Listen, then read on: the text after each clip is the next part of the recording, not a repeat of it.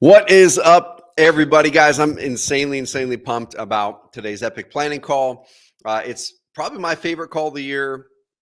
We have hundreds and hundreds of people who attend this call every single year. And the reason why it's my favorite call of the year and one I'm probably the most passionate about is because here at Carrot, y'all, our company mission, our stated mission isn't to get you more leads. Yeah, we're really good at that. But our stated mission is to help you build businesses of freedom and impact. And so this call right here is going to help you start off the new year strong, start off the new year clear, really build that freedom and build that impact in your business. So you're not kind of roaming aimlessly throughout the year, and you're looking back in the middle of the year going, oh shoot, what the heck am I doing this year? I want you to be intentional. I want you to be fired up. And I'm going to be sharing my kind of recap on 2022. Then we're going to be walking through planning our personal side of our lives together today and the business side. So guys, if you guys can pop in the comments box. What's up, Jesse? I love it. Guys, pop in the comments box where you're calling in from. Are you a Carrot customer? Are you not? Either way, guys, we open this up to every single person. I want to have as many people in the world tune into this call. But where are you calling in from? And also, what are you most excited about for this year ahead? Pop that in the box, guys. What are you most excited about for the year ahead? While you're doing that, I'm going to grab a drink of water here. And one of the reasons, guys, we call this the epic planning call is I usually do this between Christmas and New Year's, but my family and I, we were on vacation and I couldn't get to a spot where I would have good internet to make it happen. So we bumped it to right after the new year. But this call, guys, I'm here for you. I'm here for you for as long as it takes to go through all of your questions, as long as it takes to go through and hopefully inspire, motivate, and get as many of you as possible jumpstart in the new year. So grab some water, guys, because we're going to be here for a bit. This can be an investment, but could be the biggest investment that you make this year as far as the results you get. And also grab a piece of paper, grab a pen and pad. If you use an iPad, grab the iPad because we're going to be going through my personal planning process here. You should have it linked up on the page now below the video that we're watching. There's some resources. And we're going to be using those resources towards the middle of the call, pulling them up and actually starting to do that planning process on the personal side, the same one I use, and then on the business side. So if you can't see those right now, and if there's some bullet points below the video that says, hey, these will be uploaded once the video starts, refresh this page, and then those links will pop up here in the next 5 or 10 minutes. Awesome. What's up? Is that Jerry? Awesome, buddy. Welcome aboard. Yes, this right here, we can see your comments and we can comment back to you as well, Kitty. So make sure that you're on our live view page. So if the Carrot team, if you guys can send through the link to the live view page, if you're watching it on YouTube, get off of YouTube, go to our live view page because that's where the links to all the resources are. But our team will link it up in the thing below, guys, because get on the live view page. If you're on Facebook, if you're on YouTube, awesome, start there. But our team is going to send you the link. Come to the live view page. That's where all the resources are. We've got our Canadians up there. What's up, Calvin? Dude, I just talked with another Canadian investor yesterday named Wade, who joined Carrot. He's pumped. He's done 150, 200 deals. Guys, Canada's popping this past year. We've seen a lot of clients come through and have a lot of success. Daniel, Gaithersburg, Maryland, not a member yet. No biggie. Like, we're here to serve. And so I hope you get a lot of value out of today. Big time. Excellent, Kitty. Thank you. Puerto Rico. Joe, what's up, man? Growing discipline process, driven company with a heart this year, dude. That hits me in my heart. So thank you. Awesome. Hey, team, make sure that the slide deck, do this. So don't link up the actual slide deck, team.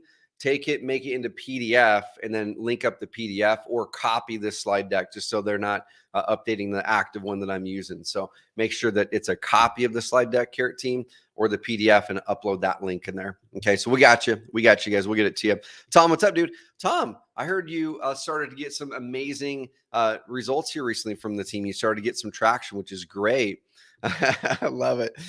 We buy houses, Idaho. Just here to get a dose of Trevor Mauch energy. Awesome, guys. So let's dive in, guys. Andres, beautiful dude. Andres, what's up, man? I need to hit you back with a text message. Todd Morrow, great connecting with you, man. We're gonna be reconnecting here shortly. I love it. Excellent, guys. So we're gonna dig in, and this call's gonna be a little bit different. If you've been on epic planning calls in the past, this is gonna be a little bit different. Number one, I'm in my office. I got the fancy lights. I got the fancy camera. Usually, I'm right here on my laptop. at our vacation home because I do it between Christmas and New Year's. So I've got a little bit more resources and room to make some things happen. We're going to go through on the iPad and fill some stuff out later on this call. And I'm also going to be really focusing in a lot of the learnings that I had this past year kind of related around one book. And there's one book that I read probably about 12, 13 years ago. I'm going to show you what the book is. I've got my favorite two books here of recently. This one here, we're going to give away some of these copies. Buy back your time.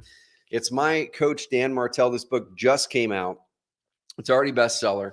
I'm going to be giving away some copies of this book. It's got amazing mindset frameworks on how to get your time back as an entrepreneur so you build a business that you love. And then this book here, I'm going to be digging into because this is probably the most impactful book on me in 2022. And this was one of the first books that really helped set me out 10, 15 years ago. And I reread it again. So a lot of today is going to come from it. So I'm going to share the screen now, guys. And we're going to be talking about having an epic 2023 and really the lessons, some of those lessons that have culminated over the last 10 years, in particular this last year. You're really going from in 2011 or so. I remember when I was looking at my tax return when we moved from our house in 2016 to our existing house. I remember looking at that and seeing in 2011, my income, taxable income was $27,000. And so you look just about a decade later, how much can change in 10 years. Guys, you guys can make more massive impact in 10 years than you could ever predict. And oftentimes we over predict what we can impact in a year. So if you're looking at your 2022 and you're a little bit frustrated, if you're looking at your 2022 and you're going, man, I didn't hit my goals. If you're looking at your 2022 and you think it was a failure versus where you would set your goals, guys, release some pressure, because almost every year of my business career, I have had tinges of feeling that. But then when you really look back objectively and use the process I'm going to walk you through, you start to have so much gratitude for what you've accomplished, even if you don't think it's amazing stuff. Guys, you are accomplishing amazing things.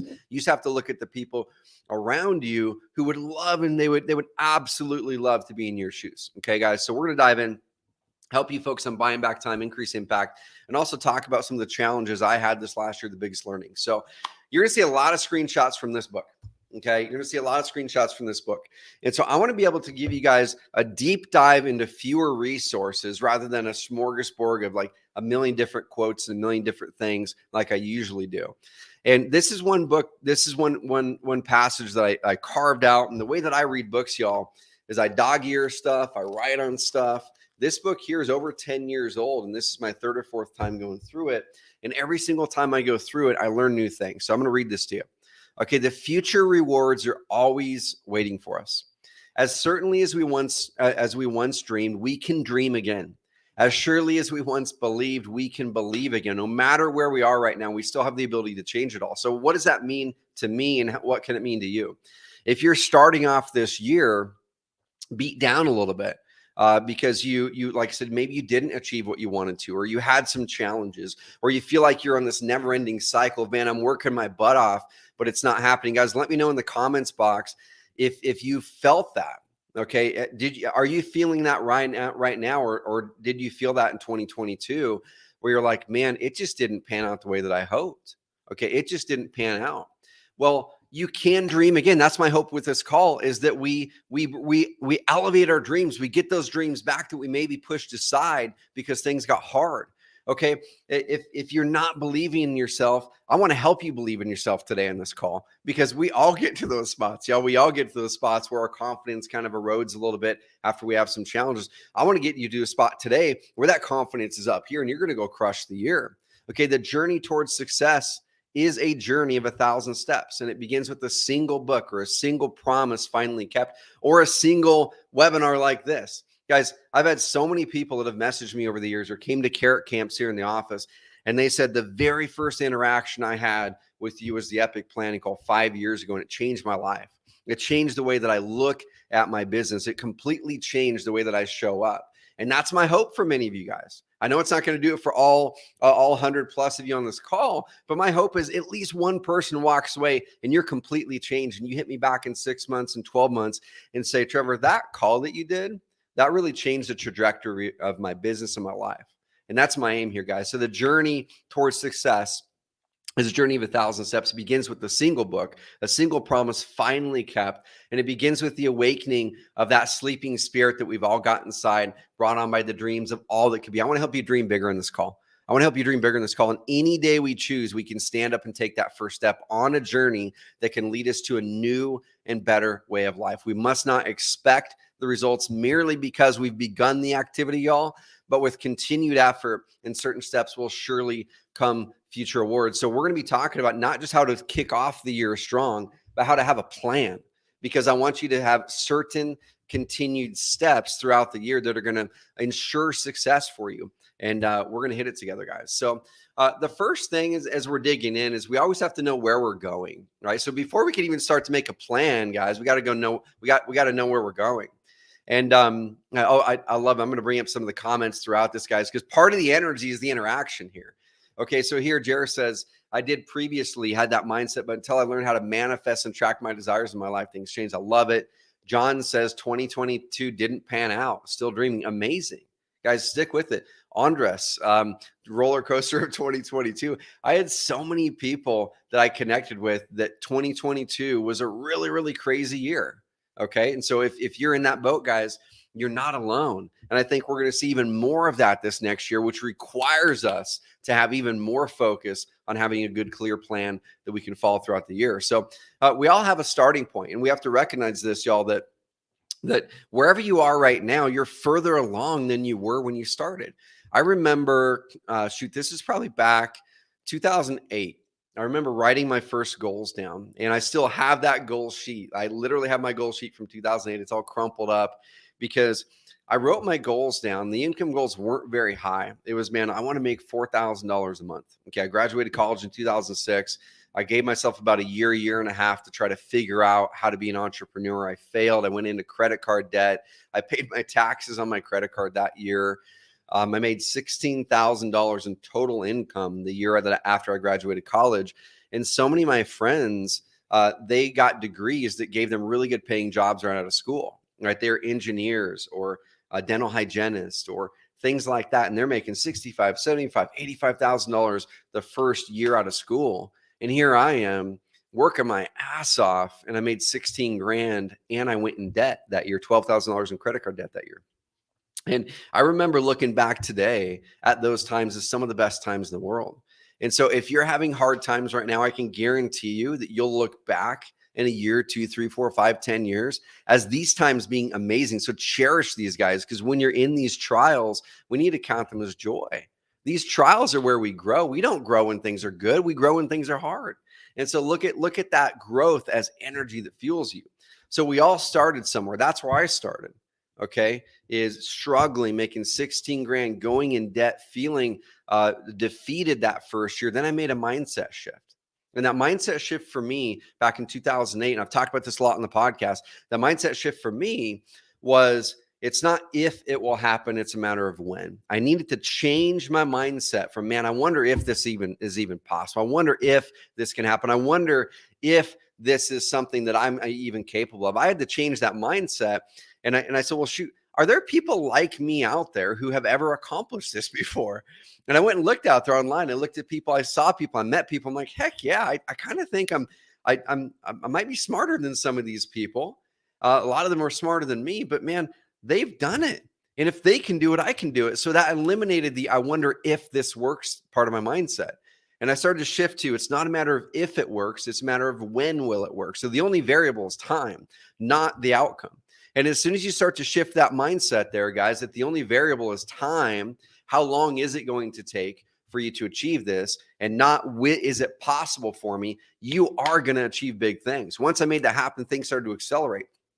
And the funny thing is, wherever you are today, you probably have a gap now again. You've achieved potentially what you hoped to achieve, or what your initial goals were 10, 15, 20 years ago, right?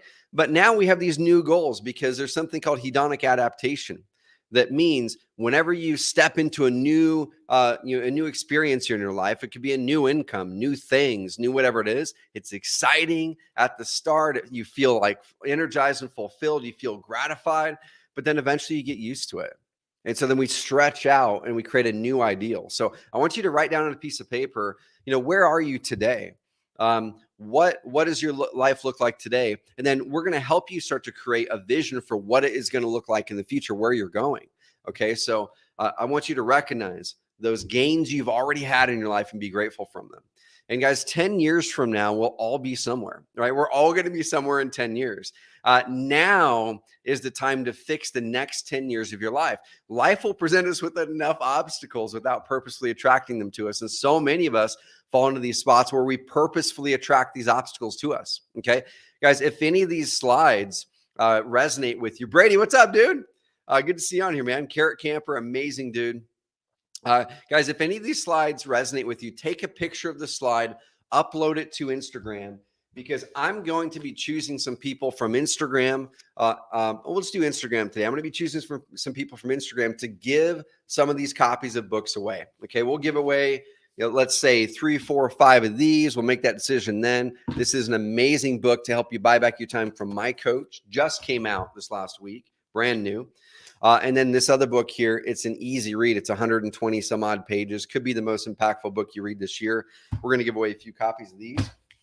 The way that you're going to get those copies is taking a picture of these slides as they resonate with you. Upload them to Instagram, or you could do Twitter if you're on Twitter mainly. Tag me to it at trevor.mauch. That way I know it happened. And then hashtag epic year. Hashtag epic year. Hashtag epic year. Okay, guys, upload to Instagram, tag me to it, hashtag epic year. I'm going to be picking at the end of the call some people we're going to be giving these books to. All right, guys. Thanks, team, for thinking on your feet. Just made that one up there. So, guys, 10 years from now, we'll all be somewhere. Question is where. We get to fix it now, and having a good, solid plan and mindset is going to help us to do that.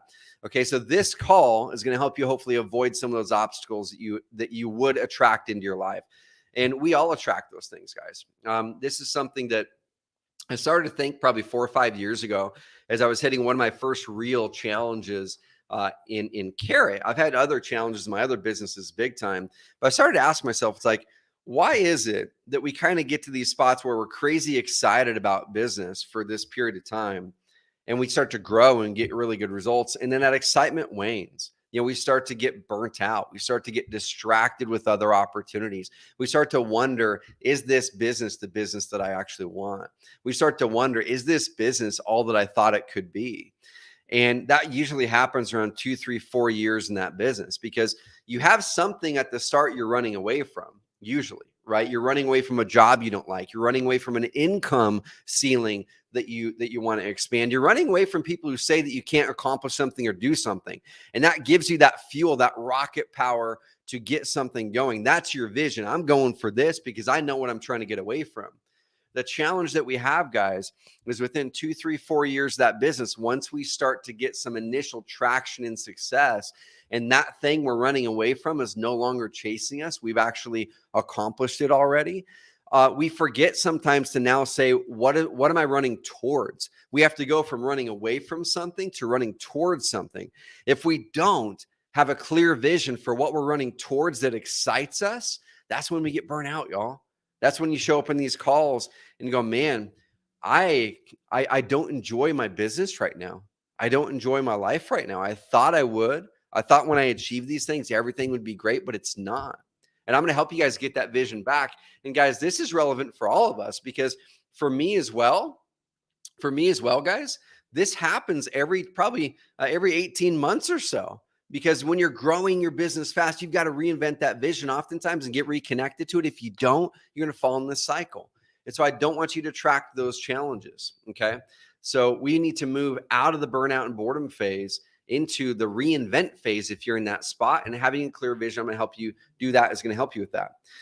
I'm big on canvases, guys. So you guys see a bunch of canvases on my wall back here. One of the first ones I got is the one I've got on the screen. It's up on my wall up there in the upper right. And every year I pick a new quote, a new mantra, a new canvas. I put it on my wall. This one here, this was so cool. I walked into my office after Christmas. And I want to thank Mike Hambright with the Investor Fuel crew. But I walked into my office after Christmas, and this was sitting here in my office as a Christmas gift. And I hadn't nailed my mantra yet. And it's so funny, guys, how when you put something out to the world, things get attracted to you. When I was in San Diego this last week and I was writing out my vision, let me grab this. I was writing out my vision story and writing out my plan for the year. I'm going to open up this book with you guys here today and show you what I wrote out for 2023. One of the things I wrote on there is I need to stay hungry, because once you start to achieve many of your goals, oftentimes, like I showed in that last slide, oftentimes some of that hunger goes away, and you've got to find the new thing that you're stepping into that makes you insanely hungry. Where I am, it's not the money. Like, the money doesn't make me hungry anymore. It did when I didn't have any, but it doesn't make me hungry anymore. The impact makes me hungry. Chasing energy makes me hungry. Fellowship with people makes me hungry. And so I literally New Year's Eve wrote that in this book as I was going through the planning process I'm going to walk you through today. And I get here, and this is in my office, guys. Stay hungry, stay humble. And so put those intentions out to the world. That's my thing this year, guys. I'm going to be diving in with hunger to serve, hunger to help, hunger to become a better person even more, because I lost some of that hunger last year. Okay. And part of that is this quote here: the ultimate goal as an entrepreneur isn't money. It's complete control of your time. And I'm still going to be pushing that forward big time this year. I'm going to show you how. So throughout this call, I'm going to be touching on parts of this. Now, this call isn't about the Entrepreneur Freedom Formula. I've got other trainings I'm going to be coming out with this year. We're going to be doing some amazing things in what's now called our Authority Leader program to really bring in massive elements of this to help you guys build that business of freedom and impact. But I'm going to be talking about parts of this. Okay. And so as I started to kind of document, how do I run a business that gives me and those around me what we want out of life? And for me, business in the middle of it, business is not about making a bunch of money, right? If you're trying to optimize your life and business for money, you'd put money in the middle of your matrix here. For me, it's freedom and impact. Okay. And so I start to ask myself, well, how do you build a business of freedom and impact? And over the years, I started to kind of piece together, well, this. And I've started to make these frameworks and templates. We're going to be bringing these to our highest level clients this next year. And I'm so pumped about it. That's part of the hunger. That's part of that energy that I want to bring this year. And the first part of it, guys, is purpose. And to really start to have purpose, we have to have a clear vision. Okay. I'm going to walk you through my vision story that I rewrote for my 20 year in New Year's. Every single year, I pick this up and I refresh, I rewrite, I read my vision story. And that gets me purposeful. That gets me reset on what I want to build and how it's going to impact my life. I'm going to walk you guys through that later. Then we have to create a strategy. And then we have to go over here and buy back our time. Once that business starts to get consistent profits, then we need to buy back our time so that business isn't swallowing us up. Once we've bought that time back, now we can really step into purpose even more. You can start a new business and plug in a leader in that current business if you're not passionate about it anymore. You can reinvent your existing business and really take it to the next level. You can do all kinds of cool stuff. Okay, guys. So I want you to kind of look at this and ask yourself and write down on your piece of paper, where are you right now in your business? If you feel, man, I feel my work is impactful and it's consistent income, but man, my business owns me, dude. I'm working 60, 70, 80 hours a week. I'm making good money. I feel like I'm making an impact on people, but my business owns me right now. If that's you guys, pop it into the comments box, because I want to be able to help you guys through these phases. If that's you, you're in the hustle and grind mode. And I want to help you get out of the hustle and grind mode this next year. Okay. The way we do that is buying back the time. I have a whole section in here on this call about buying back your time today. Okay. Pop in the comments box if that's you guys. Impactful work. You're making consistent income, but man, that business owns you right now. You're working way more than you want to. You might not even see the end in sight, and you need to buy back that time. Okay. Wendy's in there. The next one, guys, is this. You're making good money, right? You're making good money and you have a lot of time. Like you've got more time than you kind of even know what to do with right now, maybe, but you're lacking true purpose and meaning. Okay. You found a way to make consistent income. You bought a good hunk of that time back, but you're like, dude, why am I doing this? Okay. I thought when I made money that I would have purpose, that it would make me fulfilled, but it isn't. I remember this is probably 2 years ago. Keith Sant, he's probably on this call. Keith Sant came and the first time he came to a carrot camp, he was in this bucket over here. Okay. Right before that, well, no, he wasn't. Before he came to Carrot Camp, he was in this bucket. He was working his ass off and he was really trying to create a business that created consistent profits. And it was a passion project at start. But by the time he got to that first Carrot Camp, he showed up and he's like, guys, I made an amazing milestone. I had my first $100,000 month, not $100,000 a year. He went from having a job to having $100,000 month in his first full year using Carrot and doing real estate. Now, that doesn't happen every time, but he worked his ass off. So he shows up to Carrot Camp and he's like, oh my gosh, guys, I had my first $100,000 month, but I don't want to do it again. I didn't have any time to enjoy life. If this is what having a bunch of money and making a bunch of money is about, I don't know if I want it.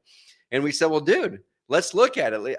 Like, what are you doing in your business that you should have other people doing? How can you simplify your business? He goes and executes the things that we teach here inside of the energy and time section. He buys back a lot of time. He comes back 1-2 Carrot Camps later, and he had an opposite problem. He was over here.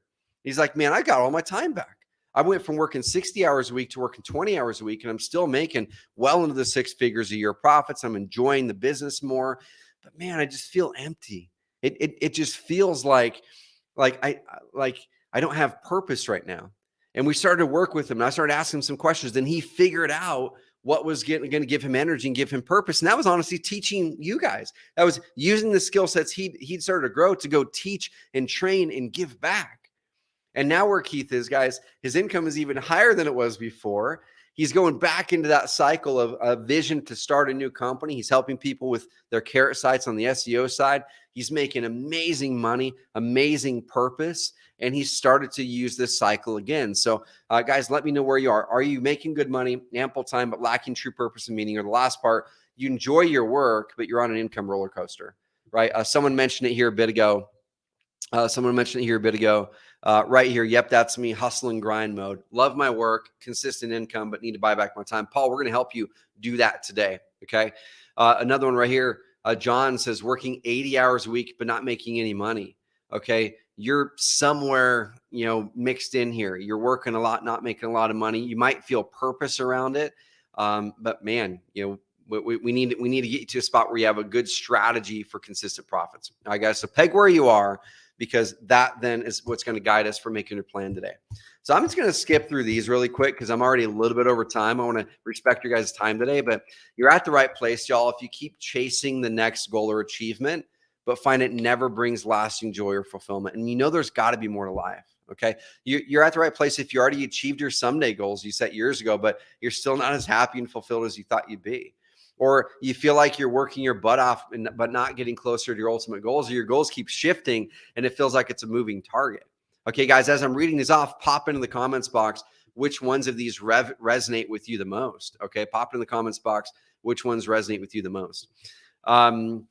Every year you have the same goals. You set them, you reset them, and you thought, man, maybe I should aim lower because I'm not hitting these goals, or maybe these goals are just too hard for me. You're lowering your bar, your confidence is shot.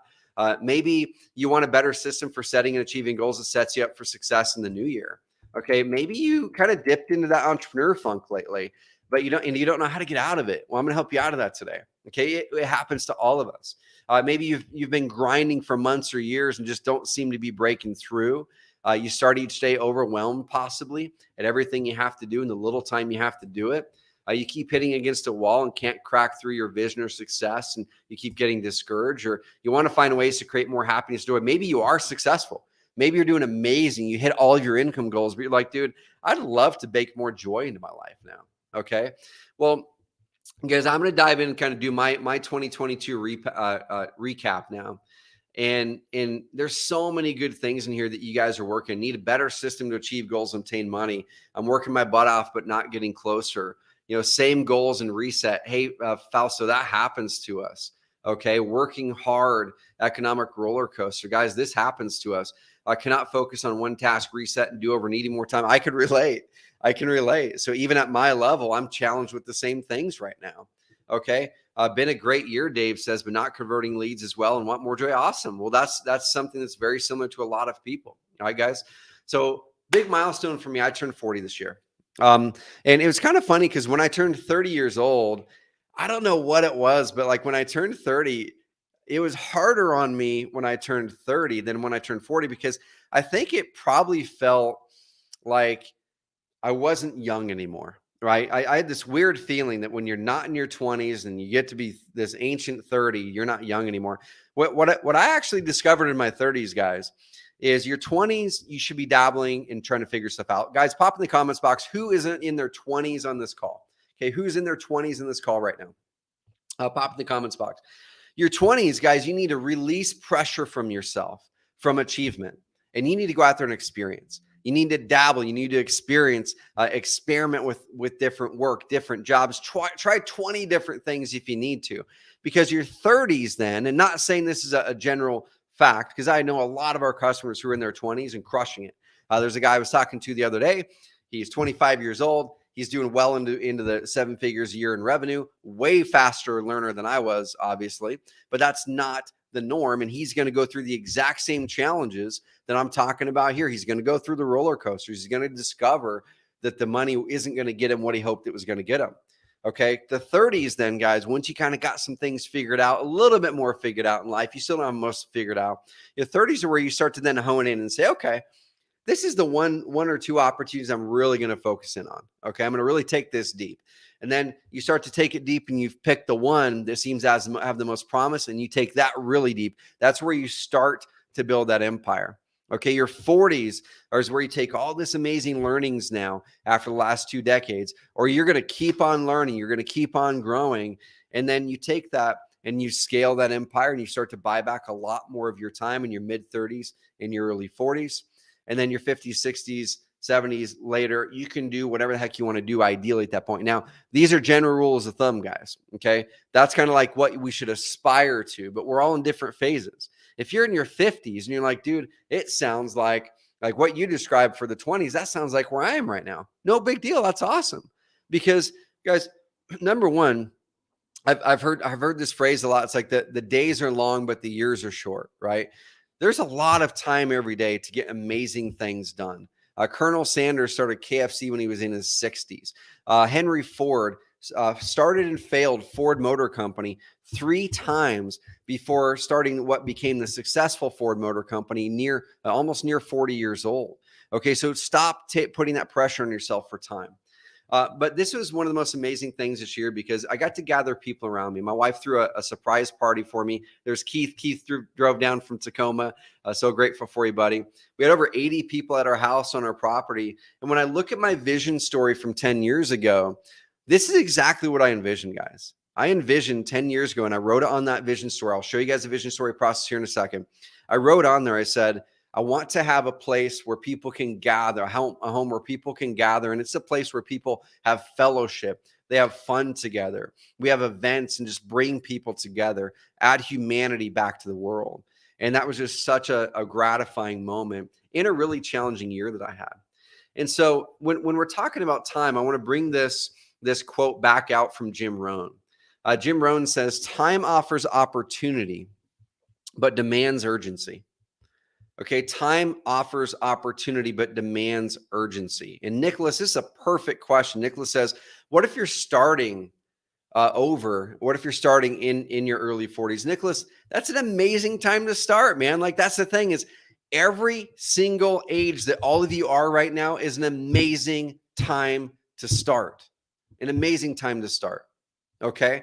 Kitty is 62. Kitty, 62 is an amazing time to get momentum. Every single age that all of us are is an amazing time because we're alive. We have the opportunity to change who we are at any age. We have the opportunity to tackle and go after impact at any age. We have the opportunity to serve other people at any age. And so no matter what age you are at the exact right age in your life right now to make the changes that are going to massively move your life and those lives around you forward. You're at the exact right age. Okay. Eddie says, I'm 32 and feel super old. Well, Eddie, there's some habits and practices you need to change. And we're going to talk about some of those. I talked with one of our team members, a very high performing team member yesterday. He's about the same age. He said the same thing. You don't want to know what it is? He's not moving his body. He's not moving his body. So we're going to talk through some of these goals, Eddie, to help you get there. Right here, Wealth Unlimited, 53. Amazing. You are young as crap. Okay. Opportunity, guys. Time offers opportunity, but demands urgency. Now, this is where we have to then look at that urgency.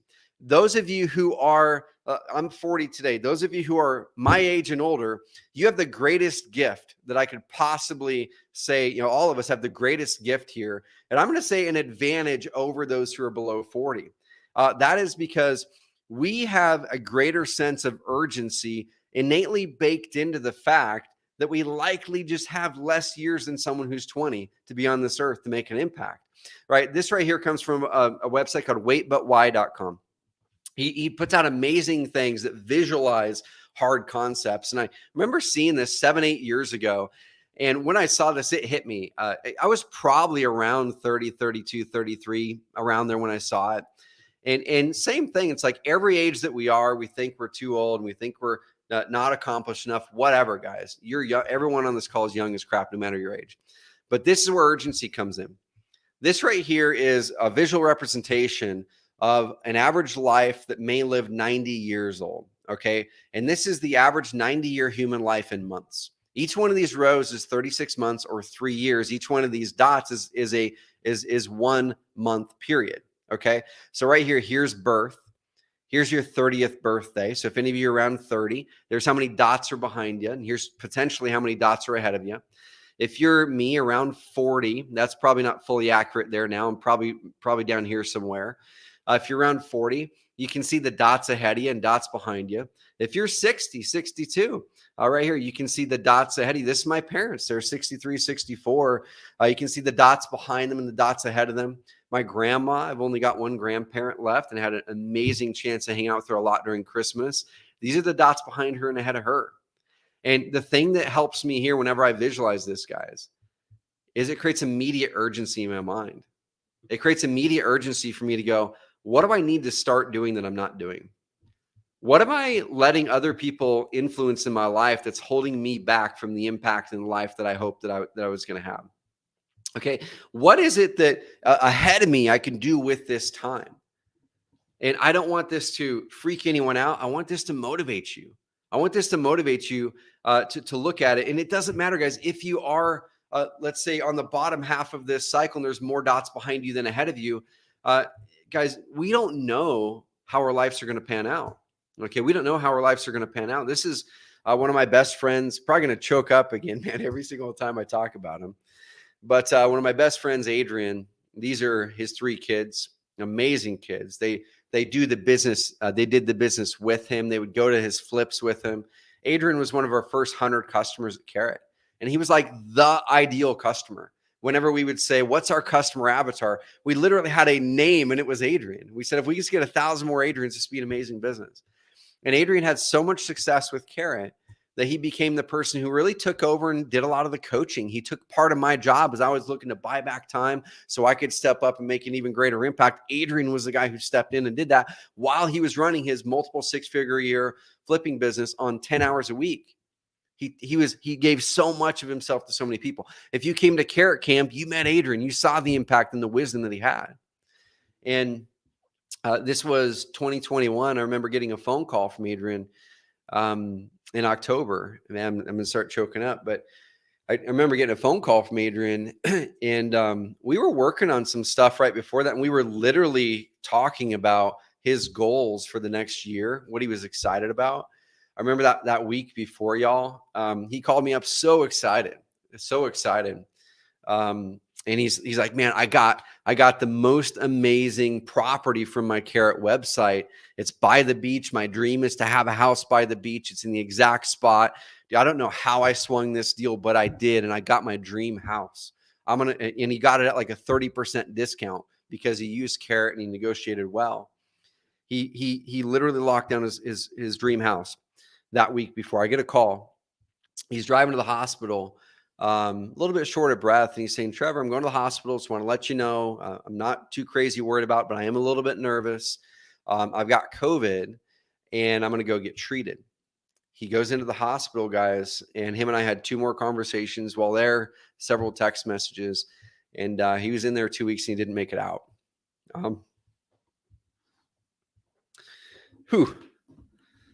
You oftentimes think like as time passes, things get easier, but they don't. I think you get more context as time passes, but they don't get easier. And so as that happened, we rallied around his family. We rallied around the whole Carrot community, raised over $100,000 for his family to be able to help him. His wife is a stay-at-home mom. They homeschooled. He made some good money, but he wasn't a millionaire by any stretch of the imagination. And that was so gratifying looking at this business that we had built, saying, if this business existed for no other reason other than the fact that we got to meet these amazing people and help to support an amazing family, I'm happy. And the reason I'm bringing this up, guys, is I don't care if you're 22, 32, 42, 62, 72. We don't know how many days we've got. Okay. So even if you're sitting there at 25 or 32 or 45, like Adrian was, thinking you've got another 40 years, it's not guaranteed, guys. It's not guaranteed. So I want you to step into urgency. So here's some thoughts on urgency. And after this, I'm going to share with you my 5 biggest mindset shifts. And we're going to dive into planning in the back half of the hour. So thoughts of urgency, guys. Okay. When someone seems serious about making these changes, whatever changes you know you need to make, we oftentimes roam aimlessly in circles, not making progress. So why, when someone seems so serious about making those changes on this call, you might be serious about making a change. Why is it that you might be roaming aimlessly in circles, not making progress? It's comfort. It's comfort. You have a house, you have a car, your bills are getting paid. You're in the comfort zone, right? And so, guys, let me know as I'm reading these, take pictures of these, #EpicYear, tag me too on Instagram. I'm going to pick 5 or 6 people at the end of the call to give some of these books. But as you're doing these, take these pictures. Let me know what you're resonating with. If you're in this spot where you seem like you're roaming aimlessly in circles, not making progress, you're probably in a comfort zone. You don't have enough pain that you need to overcome and solve. Let's start to create that pain, a good pain. Okay, another thing about urgency, lack of desperation or inspiration. If you're in a spot where you just keep on not taking the right steps, and guys, I was in this partially in 2022. And I'm just now kind of getting out of some of this, right? Just now kind of getting out of some of it. So it happens with all of us at every level. If you're having a tough time having urgency to move in the important stuff, you either have lack of desperation or inspiration to drive us forward. You need to have a vision that you're crazy pumped about achieving moving forward, or something that you're desperate to get away from. You need to write that down right now. What is it that you're insanely inspired to go towards or desperate to get away from? That's your motivation to create urgency. Another thing in urgency, when you're in the comfort zone, it affects our hearing. Okay, what does that mean? Well, we stop hearing the ticking clock and think that we have all the time in the world, and unwittingly squander the present moment. Okay, we're scrolling, watching TV, doing all these things that waste time, using those things for entertaining ourselves rather than preparing ourselves. Guys, how can we in 2023 use our time to prepare ourselves for the impact you want to make in this world, rather than to entertain yourself? How many hours a week are you spending watching TV? How many hours a week are you spending scrolling through Instagram, scrolling through Facebook endlessly to entertain yourself or to numb yourself? That right there is affecting your hearing, that comfort zone. We need to find a way to have more desperation in our lives in a good way, that you need to desperately get away from something, or inspiration to pull you towards something that inspires you. I'm going to help you get that. Okay. Without urgency, guys, the next week, the next month, the next year, and the next decade may be wasted. How many of you guys on this call have had years that you look back on a year and you go, man, there was some good stuff that happened this year, but honestly, it was a wasted year. It was a wasted year. Guys, pop in the comments box. Who has had wasted years? Who has had wasted months? All of us have had wasted weeks, right? All of us have. And so pop that in the comments box. Who has even had, if you haven't had a wasted year, who has looked back in the last 2-3 months and said, man, that week was a waste. I could have easily went to the beach this week and just hung out, and everything at business would have been fine, and I would have avoided all this stuff, and all the run around like a chicken with my head cut off I did this week didn't matter. All of us have had those, right? All of us have. So another couple, we must impose upon ourselves a new discipline and develop a new attitude about life that motivates us and inspires us before we self-sabotage and slide backwards. Guys, I'm saying all this from experience. I'm not saying this, preaching this to you. I'm preaching this to myself, because these are things I've been learning and have learned and continue to learn, because we all stumble. We've all got to keep learning. We've all got to find those new disciplines, right? When that happens, urgency is naturally created because it turns into an emergency. Okay. it turns into an emergency. So I'm going to start to go through my biggest learnings. We're going to dive in and start to create your plan. Okay, guys. Those 5 biggest learnings are about lifestyle, about buying back my time, your time, the real definition of strategy, anticipating how your current neglect in your life will impact your future results. I had some neglect this year that I've been working out, reaching your potential, and why we oftentimes sell ourselves short. All right, guys. So there is a link on this page. I want you guys to just click the link, pull it up. I have it on my iPad, so you can just put the PDF on your iPad, or you can pull it out and print it out after this call, or you can pull it up and do whatever you're going to do with it. But I want you to grab that link for the personal planning. I know it says 2022. I'll have the team eliminate the year, so it's evergreen, but everything in this is relevant for any year. So grab it, and we're going to be using that here in about 20 minutes. Okay. So if you haven't heard of me yet, after I've been talking for an hour here, you're probably wondering, like, who is this guy? Does he have any credibility to be talking about what he's talking about here? I'm the founder of a company called Carrot, and I'm a real estate investor as well. And we've been fortunate enough to grow this business. I've had a few businesses fail that I learned from, but we've been fortunate enough to grow this business now with all the learnings I've had to one of the fastest growing companies in America for 5 years in a row. Now we're having some challenges that we're working through now to really hit that next level as we pass one of those growth levels.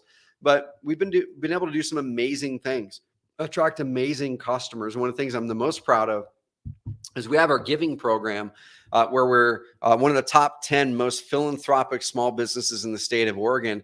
Last year alone, we fed, I think it was close to 600,000 people last year alone with our giving program. And we made so much other great impacts. We've got an amazing team of 60 plus full-time people. And one thing passion-wise that we're doing locally is we're buying these downtown buildings here in rural Roseburg, Oregon. We're renovating them, getting amazing retail stores downstairs, amazing apartments upstairs. And that's kind of a fun hobby / investment we've taken on recently. What I'm most passionate about, though, honestly, is as we had kids, is really being the father that my kids want to hang out with in 5 years and 10 years and 20 years. I always look at that, engage myself and say, am I being the dad that my daughter, my youngest daughter, my oldest daughter, my son would be absolutely pumped to hang out with in 10 years and 20 years when they're 20, when they're 30, when they're 40, when they're 50. And I want to be that person. I want to be the person they look up to. I want to be the person that helps them grow and improve and gives them opportunity, but make sure that they have a chance to fail. Make sure that they have a chance to have life be a little bit hard and not make it all easy. Okay. So that's a little bit of who I am. So here's my review, my year in review, guys. Okay. The template you have to go to in Carrot Team, if you can link up the live view page again, please, so people can go to the live view page. If you're watching this on YouTube or if you're watching this on Facebook, you need to go to this page right here. If you don't see this page, go to the link that our team is going to send through the box. And then right down here, if you're not a Carrot customer yet, you can click here, join Carrot. We have an amazing package to help you start out the year and get you going. If you are a Carrot member, same thing. We have an amazing package that's going to give you so many bonuses and benefits to be able to get you accelerated on the lead gen journey. Click that. We'll talk about it at the end of the call. But right here, refresh this page if you don't see the links, and you're going to see the slide deck link here, which is the PDF of the slide deck. And then you're going to be able to see the resources here. Team, make sure that the annual planning PDF is on here, the same one we had last year. It's this one here called 2022 Personal Planning. Make sure that's on there. And just look at last year's downloads page and make sure the same downloads are on it as last year. So those will be up there, guys, if they're not here in a few minutes for you. All right. So this is 2021. 2021, guys, I set the intention for really getting some of the best shape of my life. And I'm going to show you how I achieved these things in both of these years and why some things worked out and why some things didn't work out. Well, when I went through this process to do what I call the 6 Fs, I'm going to walk you guys through the 6 Fs here in a bit. One of those Fs was fitness and health. And I started to get kind of lazy in 2020, like probably so many of us did. And I set a goal in that year to get in the best shape of my life before I turned 40. And I did. And I completely changed certain habits in my life. I started working out every single day. Even this picture on the left is Christmas morning, early in the morning, before the kids got up. I was literally making my slide deck for that year's epic planning presentation. And I put in 20-25 miles on my bike that day before the kids got up, because I knew I had to create the discipline of every day moving my body to create new habits to achieve new things in my life. I ran a lot. I'm not a runner, guys. I ran a lot and achieved so many things, did 75 hard. And this isn't to brag. This is actually as a making me humble right now, because I kind of fell off some of that wagon last year.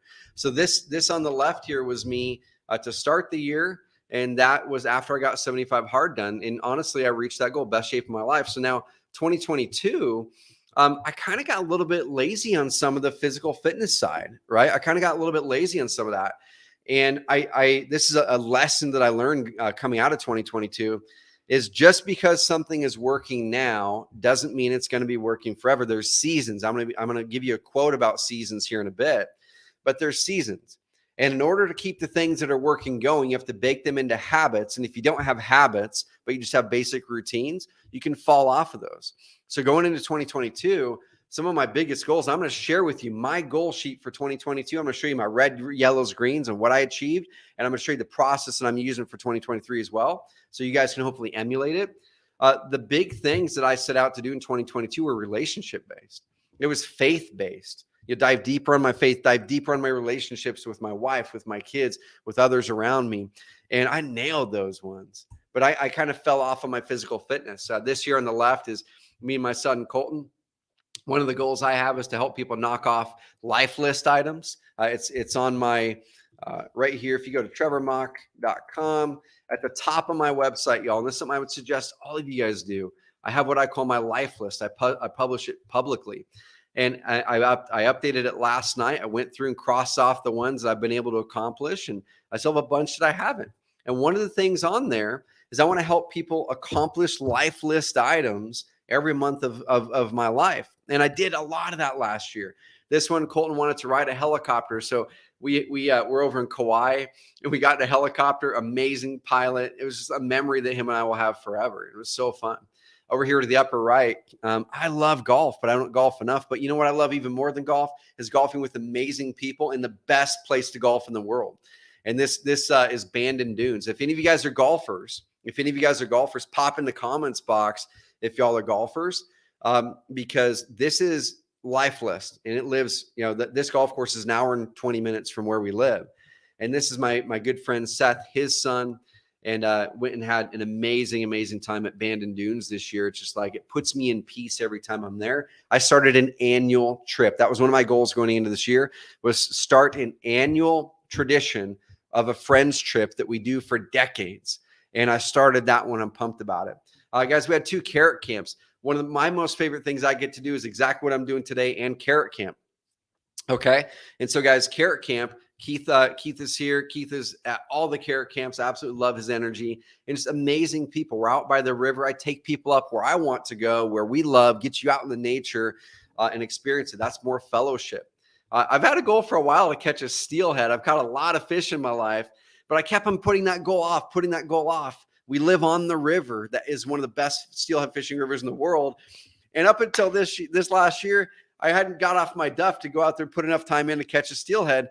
And I caught my first steelhead this year and caught 2 that same day with some friends. It was amazing. It was fun. And now we're starting an annual fishing trip. Okay, guys. So those are things right there. Annual fishing trip. That was one of my goals, to start these annual things with friends. This is our company retreat in San Diego with all of our employees. An amazing time, fellowship, connection. This right here, Colton, my boy, my youngest, Sydney. One of my goals this year was to work with each one of my kids on a passion that they have. He started to be passionate about animals at a young age. We got him into 4-H. That's like his favorite thing in the world. He's got 2 little lambs at home still. We built the lamb shelter together, all kinds of cool stuff, guys. The reason I'm showing these things is the experiences that I had this year were directly related to the goals that I set. And as we kind of look at my goals for 2022, and I'm being vulnerable here, guys, with you, I'm showing you literally my goal sheet. So this is how I go through and I take this document here, my priority and goal tracker. You guys have a link to it, the priority and goal tracker template. You can click this here where it says download here, go to this habits page, and this is where you can get the priority and goal tracker. Okay, it's the same one that I used right here. All right. And once you go through the planning process, I'm going to take you through in this back half hour. Then you put them into here so you have something to look at on a weekly basis. Okay. And so I show you how to use that habit tracker in that video, but I have this goals sheet in here as well. So let's go ahead and look at this. I didn't hit some of my financial goals this year. I'd hit so many of my financial goals in previous years that I kind of over-indexed on some of those and under-indexed on some of the things that actually gave me more joy. So this is one of the things that I learned, guys, for myself is eventually those income goals don't become motivating to you. Eventually they don't. What does become motivating is the impact you're able to have while you make progress in your business. And so I didn't do the right things as a CEO, frankly, to be able to have the company hit some of the goals we wanted. I just didn't do it. I didn't succeed there. I learned a lot. I've taken those learnings into this year, and we're making some big moves. I'm buying back my time, hiring a COO. I've got an interview with the COO today. I had one on Tuesday. I've got another one Friday, and we have some amazing candidates we're talking to, so I can buy that time back so I can serve my team better this next year. Complete both downtown apartments. We bought these buildings. We didn't get them both done. We got one done. We didn't get them both done. We hit some snags, and we learned from it. So I marked that a yellow. Purchase another Airbnb or apartment. I was a part of 2 apartment complex purchases, a minority partner in over 200 units. So setting this intention made it possible for me to make that investment and be a part of something that I wouldn't have if I didn't make that clear. And I also wanted to create more cash flow outside of Carrot, just to do it, and also really to diversify things even more. I didn't, because I needed to put that focus in the Carrot. I grew it up to 10K a month. That requires about an hour of my time a month. And I can teach you guys how to do that in other calls. But that was a kind of a minor win. Fun and health, guys. I nailed some of these, didn't nail some. I set out to do sprint triathlon. I let things get in my way. I honestly just let things get in my way. Didn't get the right things done. The reason I wanted to do that is because heading into 2022, I couldn't swim. I couldn't swim, guys. Literally could not swim. Not like, oh, he's a bad swimmer. Like, I could not swim the length of a swimming pool. I could not tread water for 20 seconds heading into 2020. And my coach challenged me. He challenged me, and he was an example for me because he couldn't swim 2 years before that. Guys, last year, he finished an Ironman, which requires you to swim over 2 miles. He could not swim 4 years ago. Okay. So that was my inspiration. In 2020, I learned how to swim. 2021, set the intention, I swam more. 2022, I didn't get the triathlon done. So that's something I'm going to get done this year. Do a multiple day hike in the Oregon mountains. Nailed it. Got a group of friends together. That's another thing a goal that I had was fellowship this year, connection this year. And so got a group of friends together. We hiked 30 plus miles in the Pacific Crest Trail. Even better, we made it an annual tradition. We're going to hike the entire Oregon section of the PCT over the next decade together. And we already are starting to plan our session for next year. I'm insanely pumped about it. Annual traditions, guys, is where it's at. Annual traditions. That's where lifestyle is. That's where joy is. That's where fulfillment is for me, is doing it with people and doing amazing things together. A trip to Mexico with friends, because I wrote this down. I'm like, man, we haven't had a big, awesome trip with our friends in a long time. We sent out a note, guys, because of this goal. We initiated it. All 5 couples. This is like unheard of that we've ever been able to get all 5 couples from college together, like ever. Okay, ever. All 5 couples said yes. All 5 couples booked the time in their schedule. All 5 couples and myself and my wife are going to be in Mexico at the end of February together, celebrating our 40th birthdays. Building fellowship. Okay. I didn't do 75 hard again this year. I'm going to do it this next year. I did do the band and dune. So I was kind of 50-50 on that. What you see, guys, here is friends and family. I really focused on this last year because it wasn't my primary focus the year before. We got a bunch of work done in our house, but we didn't finish it to have the house party. If you're in the Roseburg area, we'll do that here this year. Adventure trip with friends and family we did at the end of the year in December. Had an amazing time in Colorado, San Diego, and Disneyland, all in a 3-week period at the end of December. 2 concerts. My wife loves experiences and concerts. And so heading into the year, I said, I want to set the intention to really have these amazing experiences with my wife.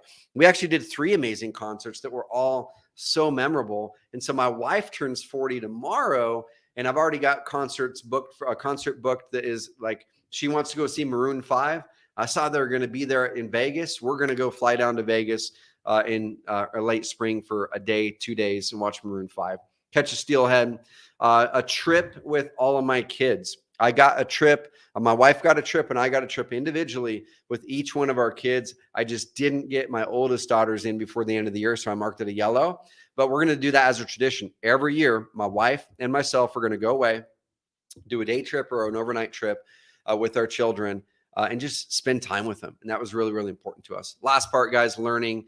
I did not get into writing and sharing more. That's one of my big goals this year, guys, is I am going to be sharing more of my journey more consistently.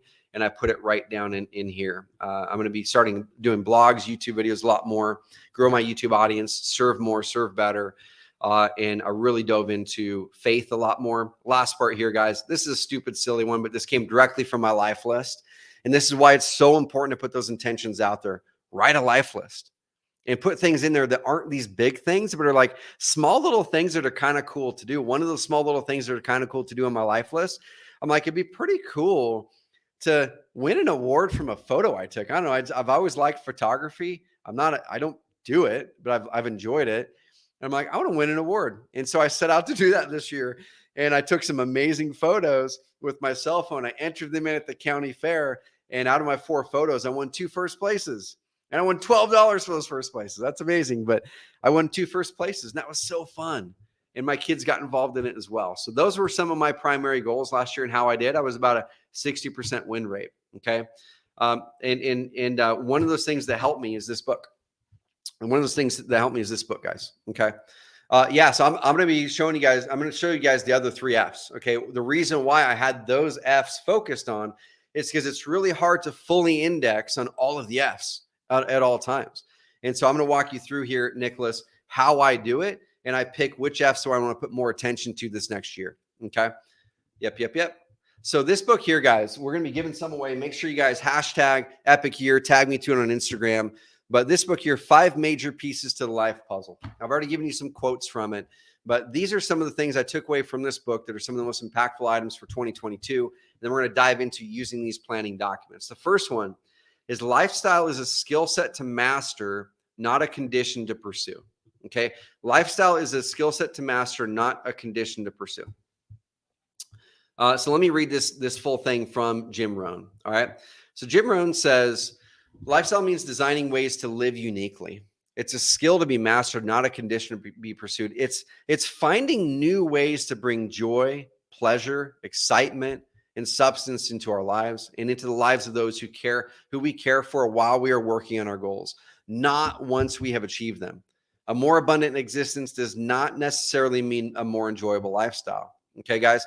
So one of the big things I want you guys to recognize here, and this is something I had to really internalize this year, was when you're chasing goals, sometimes we have this illusion that when we reach a new level of income, magically our quote unquote lifestyle or joy or fulfillment will improve.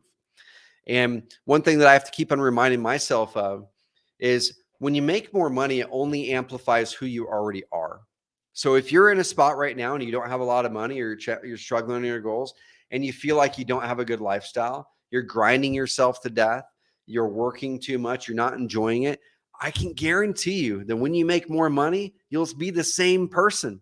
You'll be in the same spot. You might have a few more things, but those things are going to feel like a burden to you. You're going to be grinding away. You're not going to be happy. And you're going to be thinking, maybe the next dollar amount's going to help me get there. And so what Jim says in the rest of this page is he says, how do you find things right now that can make you a better lifestyle, that bring you joy, pleasure, excitement, and substance into our lives and those lives who we care for? The reason I'm bringing this one in, guys, is even though I didn't hit many of my financial goals that I had set for this year, my lifestyle improved dramatically and I didn't spend any more money. I didn't spend any more money this year in 2022, but my lifestyle improved dramatically.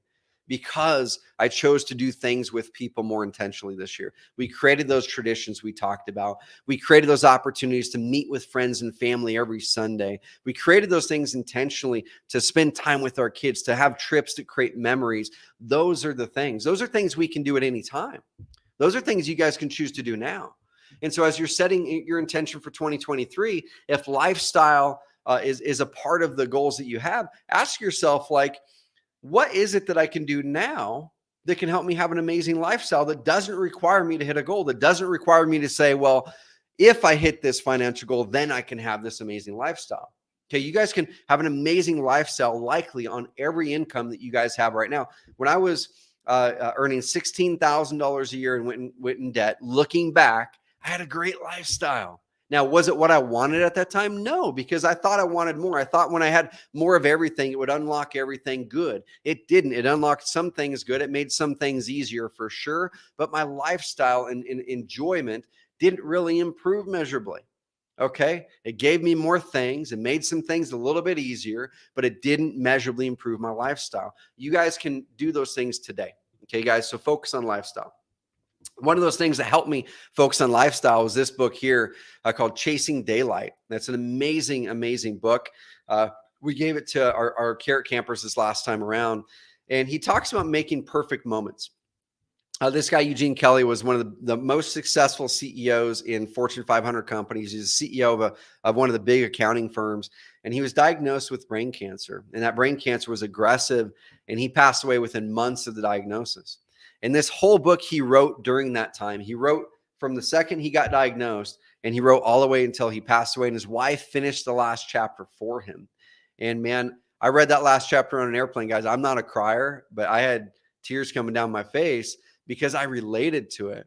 Because I'm like, oh my gosh, where in my life am I chasing things? And he's talking about how he chased all these achievements. And when he was faced with certain death, he realized that most of those achievements weren't worth it. What was magical moments, was spending time with the people or even with himself where time slows down. It's the moments that make life sweet. If you guys are chasing goals and you're putting that pressure on yourself, we all do it. Pull back and say, how can I create magic moments every day? I can guarantee you're going to enjoy your life more, even if you're not hitting your goals. Okay. A shared glance with somebody, letters to loved ones you're not writing now, phone calls, walks in the park, fabulous meals, intimate conversations. These are all things, guys, that don't require you to hit any new goals. Okay. Any new goals at all. Okay. Ways that we're creating magical moments with my wife, kids, family, friends, I talked about a little bit earlier. Guys, you guys can do the same thing today and set those intentions. You don't need more money, new income to do it. The second one, guys, my 4 biggest mindset shifts in 2022, buying back your time as your first priority each quarter. It won't solve it yourself. It won't solve it itself. Now, this is my coach, Dan Martell. I have a chance to chat with him on a very continual basis. And this is the book. I'm going to be giving some of these books away. But as he was writing this book, he was going through some of these concepts with me. And the challenges I had in 2022 that I'm working my way out of now is whenever you cross over these levels of business, I'm going to show you here in a second, new things break and you get sucked into the business. And you now have to go solve those by documenting and or hiring the right people to buy that time back so they can do that work in an amazing way, and you can step up and do the things that light you up and they give you your best value. The problem is most of us hire wrong.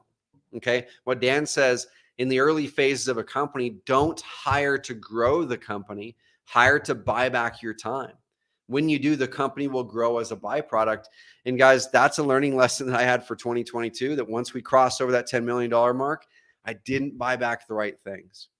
And it became hard on my team. It became hard on our company. Some things started to slow down.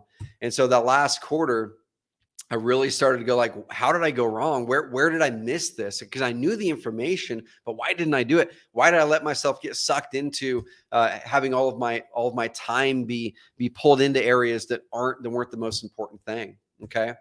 And so oftentimes we're chasing these things, these goals, where money is the only resource that's readily available. You can get more of it. But we're chasing these goals after money. We're wasting all this time doing stuff and wasting this health and energy doing stuff that we shouldn't be doing. And so I'm just going to bust through this really quick so we can get to the actual planning portion here. But these are the these are the levels, guys. If you're around one of these levels, I want you to pop in the comments box. Okay, I want you to pop in the comments box here, guys. If you're around one of these levels and things are hard for you, there's an exact next thing to do to delegate, to hire. Now, I don't have time on this call to teach it all. We're going to be teaching that in our Authority Leader program in detail. We teach it in detail at Carrot Camps. I've got podcasts on this. I'll give you the primer of it here, okay? But things break when you hit 100,000, 300,000, a million, 3 million, 10 million, 30 million. Things break at 3s and 10s. What does it mean when things break? You get sucked back into your business. You start to lose your energy. You start to feel like you have not enough time in your schedule to get things done. You oftentimes start to despise that business in that phase. You sometimes start to hit the brakes and self-sabotage because you're going, man, if this is painful to grow, I'm going to hit the brakes and kind of go backwards a little bit because it was less painful back here. And the way that you actually get past that pain is you have to grow personally, and you have to delegate the right next things. Let me know, guys, what level you're at. And are you experiencing these challenges? Are you experiencing some of that pain? And you might be stepping into self-sabotage. Well, for me, into this level here, I didn't delegate strategy. And so we started to slow down in many areas and became hard on the team. And we're still working on that right now. Okay. But if you're up here, 300,000 to a million, let's say you're at $314,000 and you're going, dude, I don't have time to do this stuff. Well, you need to delegate projects. Okay. And there's a certain way to do it that I can teach you. If you're at 100,000 a year and like, man, I started to make some money, but dude, I am working 60 hours a week. How do I get to 300,000 or 500,000? You got to delegate tasks and duplicate the work that you're already doing. If you're at a million or 1.2 million, and I was talking with a client the other day who's at 1.2, and he was at a challenging phase. And it's like, dude, you just need to look at what you're already doing and figure out where you need to add more capacity. Is it more sales reps? Is it more this or that? Just add more capacity and probably add your first manager, right? So guys, you have to delegate different things at different levels, okay? Different things at different levels. And we can teach you that. Just this call isn't for that. The reason, guys and gals, that you may not have the business of your dreams today is because you're not capable of running it right now. And that's something I had to really face in 2022. It's like, geez, I've got this dream for this business. Why is it so hard in 2022 in the back part of 2021? Well, because I wasn't capable of running that business yet. I needed to get higher level people around me at the leadership level and learn how to hire those people, right? So that's an area that I've had to really dramatically increase my skill set there this year. Okay.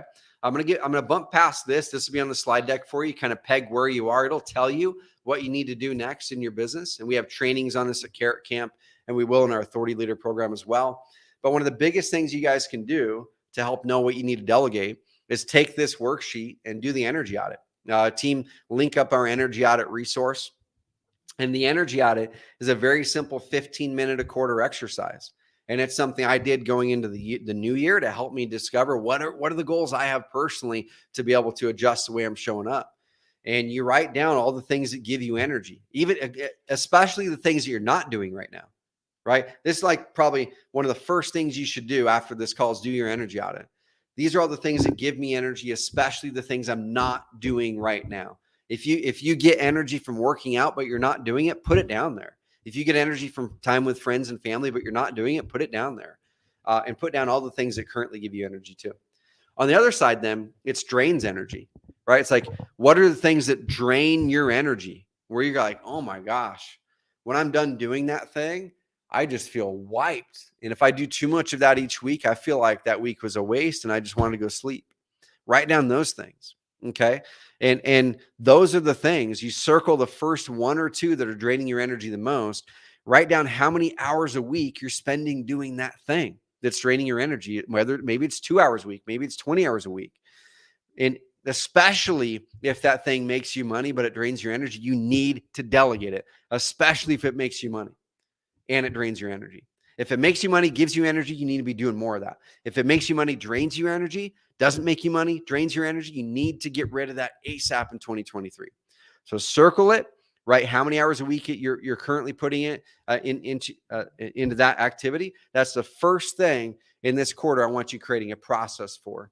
Take out Loom, create a video, create a process, and just use Loom just like this. Create a process, record it, upload it into Google Drive or whatever it is that you're wanting to use, and train that to somebody. Get it to someone, hire a VA, hire an employee, whatever you need to do. That's going to be a big deal for you guys, okay? Here's another resource that I'm going to give you in this slide. I'm not going to go through it with you for sake of time. We do go through it with carrot campers, but there's a tool from my coach, Dan, called the Next Hire Evaluator. So if you're at a spot where you did the energy audit, now you take this and start to fill it out. It's going to help you determine what it is that you need to hire next. And it could just be a virtual assistant for 5 hours a week. It could be a personal assistant. It could be a marketing manager. It could be a sales rep, whatever it is.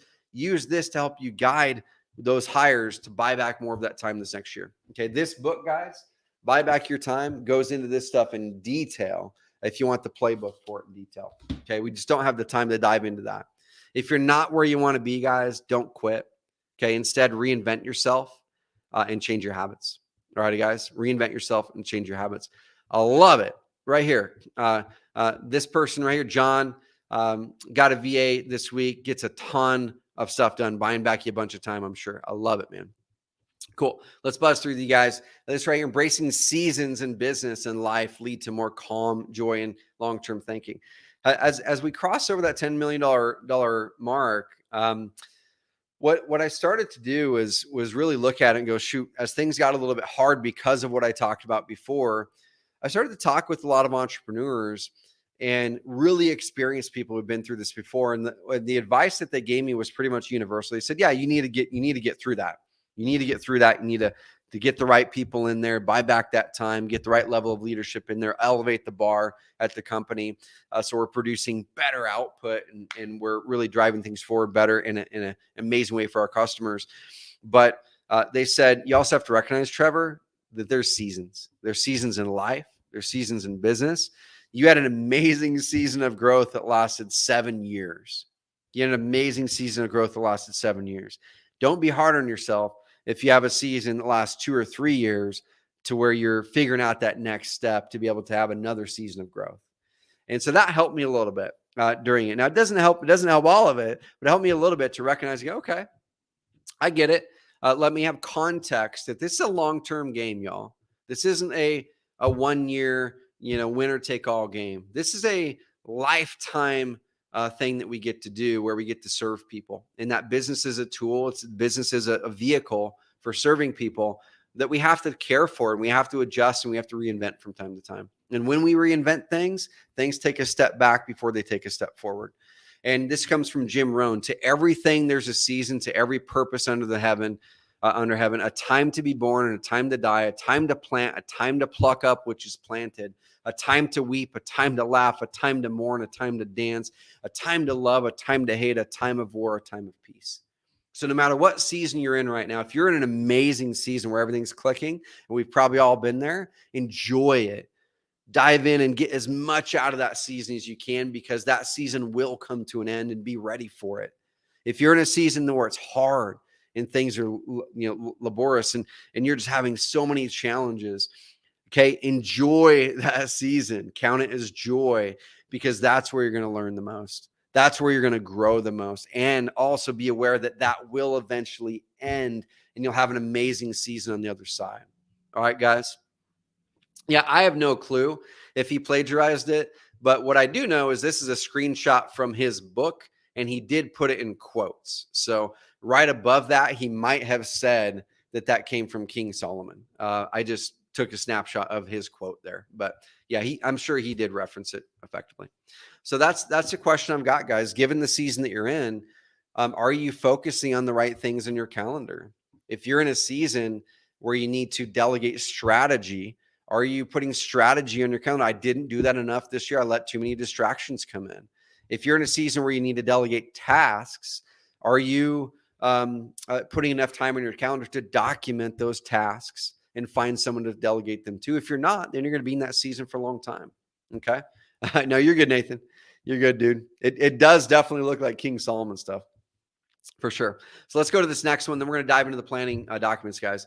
Another thing I learned this year, we're created to reach for our potential. Why do we sometimes stop? And that was something I was faced with this year, because especially when you get in that comfort zone, like I talked about earlier during the urgency side of it, when you have a house, you have a car, your bills are generally being paid for. Oftentimes urgency can reduce, and we have to have something that either puts us in desperation or inspiration, right? And I kind of lost my way a little bit during a quarter or two on the inspiration, and things were in a spot where they're desperate enough to snap it in. And that happens to all of us. It just took me a little bit longer than normal for some reason in 2022 to come out of it. And so during those times, I remember thinking, in the times where you're having the most challenges, those are the easiest times that we start to self-sabotage. We start to ask ourselves, well, maybe I don't really need to really go for more achievement. Maybe that life that I have in that vision story, I don't know, maybe that's aiming a little bit too high, right? Maybe the bar is set a little bit too high in that vision story. Maybe that's not possible for me. Maybe I don't want to have to go through what I have to go through to grow to be capable of that. All of those things creeped up. And I picked up the book and started to read this section of it. He says, how far should we reach? How far should we reach? He says, it seems that every life form on this planet strives towards its maximum potential, except human beings. Guys, except human beings. Read this. A tree does not grow to half its potential size and then say, I guess that will do, right? A tree will drive its roots as deep as possible, will soak up as much nourishment as it can, stretch as high and as wide as nature will allow, and then it will look down as if to remind us of how much each of us could become if we only do all that we can. Why is it that human beings, surely the most intelligent life form on earth, do not strive to achieve their maximum potential? Why is it that we allow ourselves to stop halfway? Why are we not constantly striving to become all that we can be, all that God made us? Why is it? Well, the reason is simple. We've been given the freedom of choice. In most cases, guys, choice is a gift. But when it comes to doing all that we can with our abilities and our opportunities, choice can sometimes be more of a curse than a blessing, Jim says. All too often, we choose to do far less than we could. We would rather relax under the shade of the growing tree than to emulate its struggle for success. This page hit me hard because as I was looking at it, the next page, the next chapter, he asks these questions. He says, one of the best ways to minimize future challenges as you're growing, as you challenge, as you reach for your potential, is to anticipate the results our current neglect is having on your life. Anticipating the results of our current neglect begins with asking ourselves important questions about our attention to the basics. If we're neglecting these basics, we will not become all that we are capable of becoming. These are the basics, Jim says. How many books have I read in the past 90 days? Guys, I'm going to be vulnerable here. Like, this is the guy. This is me. You guys came to this call to hear me educate and teach. And this is where I'm going to be vulnerable with you. I'm not going to be the guy saying I'm perfect. I'm going through the same challenge as you, just at a different level. Okay. If you're at 100,000 a year, I can solve your problems at 100,000 a year amazingly simply. Okay. If you're at $1 million a year, I can solve your problems at $1 million a year. If you're at 30 million a year, I can't because I haven't been there. If you're at 20 million a year, I can't because I haven't been there. Right. That's where I need to grow. This last year, guys, I probably started 7 books, finished 1 book. You want to know what that book was? Finished this book 3 minutes before New Year's ended. I had 1 chapter to finish in that book. And as I was looking at the end of the year, I'm sitting there on the beach in San Diego at 11:55 p.m. or whatever time it was. I was writing my goals for the year. One of those goals I reviewed from last year. I'm like, oh my gosh, if one of the things I want to do this next year is build myself the best I can so I can build others the best they can, so we can build this amazing business the best it can be, so we can help build you guys the best you can be, I have to finish these things I started. 2021, I finished more books. In 2020 and 2021, I read more books than I'd ever read. I got in the best shape and I was more disciplined, and my income grew dramatically during that time. Okay. So there's a direct correlation, y'all. I didn't read a whole lot. I'm going to be reading a lot more this year. Going to get back to reading 10 pages a day. How regularly did I exercise last month? I fell off the wagon a couple times this last year. I still work out 3 days a week, but I didn't get to a spot where I really grew. Because I didn't set some big goals and go achieve them. That's one of my big goals, working out every day. After this call, I'm going to go for a walk. and get that body moving. Okay. How much of my income have I invested this past year? I did really good on that one last year. I invested more of my income into other things than I had previously. That worked great. How many letters have I written this past week? I wrote some letters to people, but not as many as I have in years past. Writing thank you notes and text messages. So I sent out a bunch of text messages around New Year, and I'm going to keep that pattern going. How many times have I written in my journal this month? Didn't really do it much last year, guys. I'm going to kick that back up. I'm going to kick it back up and start writing blog posts for you guys. All right. So these are some of those things. If you're neglecting these areas, you are likely not going to reach anywhere near as far as you can. So as you're looking at your goals this next year, write this on a piece of paper. I want to read more. I want to reach out to more people with text messages. I'm going to send one text message a week or one letter a week to people. Guys, that's also going to grow your income. When you do that, you start to stand out, you build relationships. Those people are the people who are going to also do business with you. That's going to be an amazing income producer if you start writing letters each week or thank you notes to people. Okay, guys. So what I'm going to start to do, Andres, the 5-minute journal is awesome. I love it. What we're going to do, guys, I understand I spent 90 minutes on recounting my year, recounting my learnings, hopefully inspiring, hopefully maybe even creating some desperation for you, something that's going to help move you forward. What we're going to do now is we're going to shift into taking some of these things I've hopefully stirred up into you. And I want you to start the process. Now, you're not going to complete your annual plan here today. Okay, you're not going to complete it today. What I want to give you is the resources and tools to start it, and then you'll be able to do that work in a quiet spot. You can't do your annual plan while I'm yapping in your ear on this call. I'm going to walk you through how to use it. I'm going to answer some questions. We're going to give some books away, and then we're going to set you on your way. I want you to make this commitment. As we're going through this process of starting your personal plan or your business plan, or maybe you've already started it, this is going to help you accelerate it. As you're going through that, I want you to make a commitment. Carve out next week one full day. One full day. Look at your calendar next week. Pick the best day.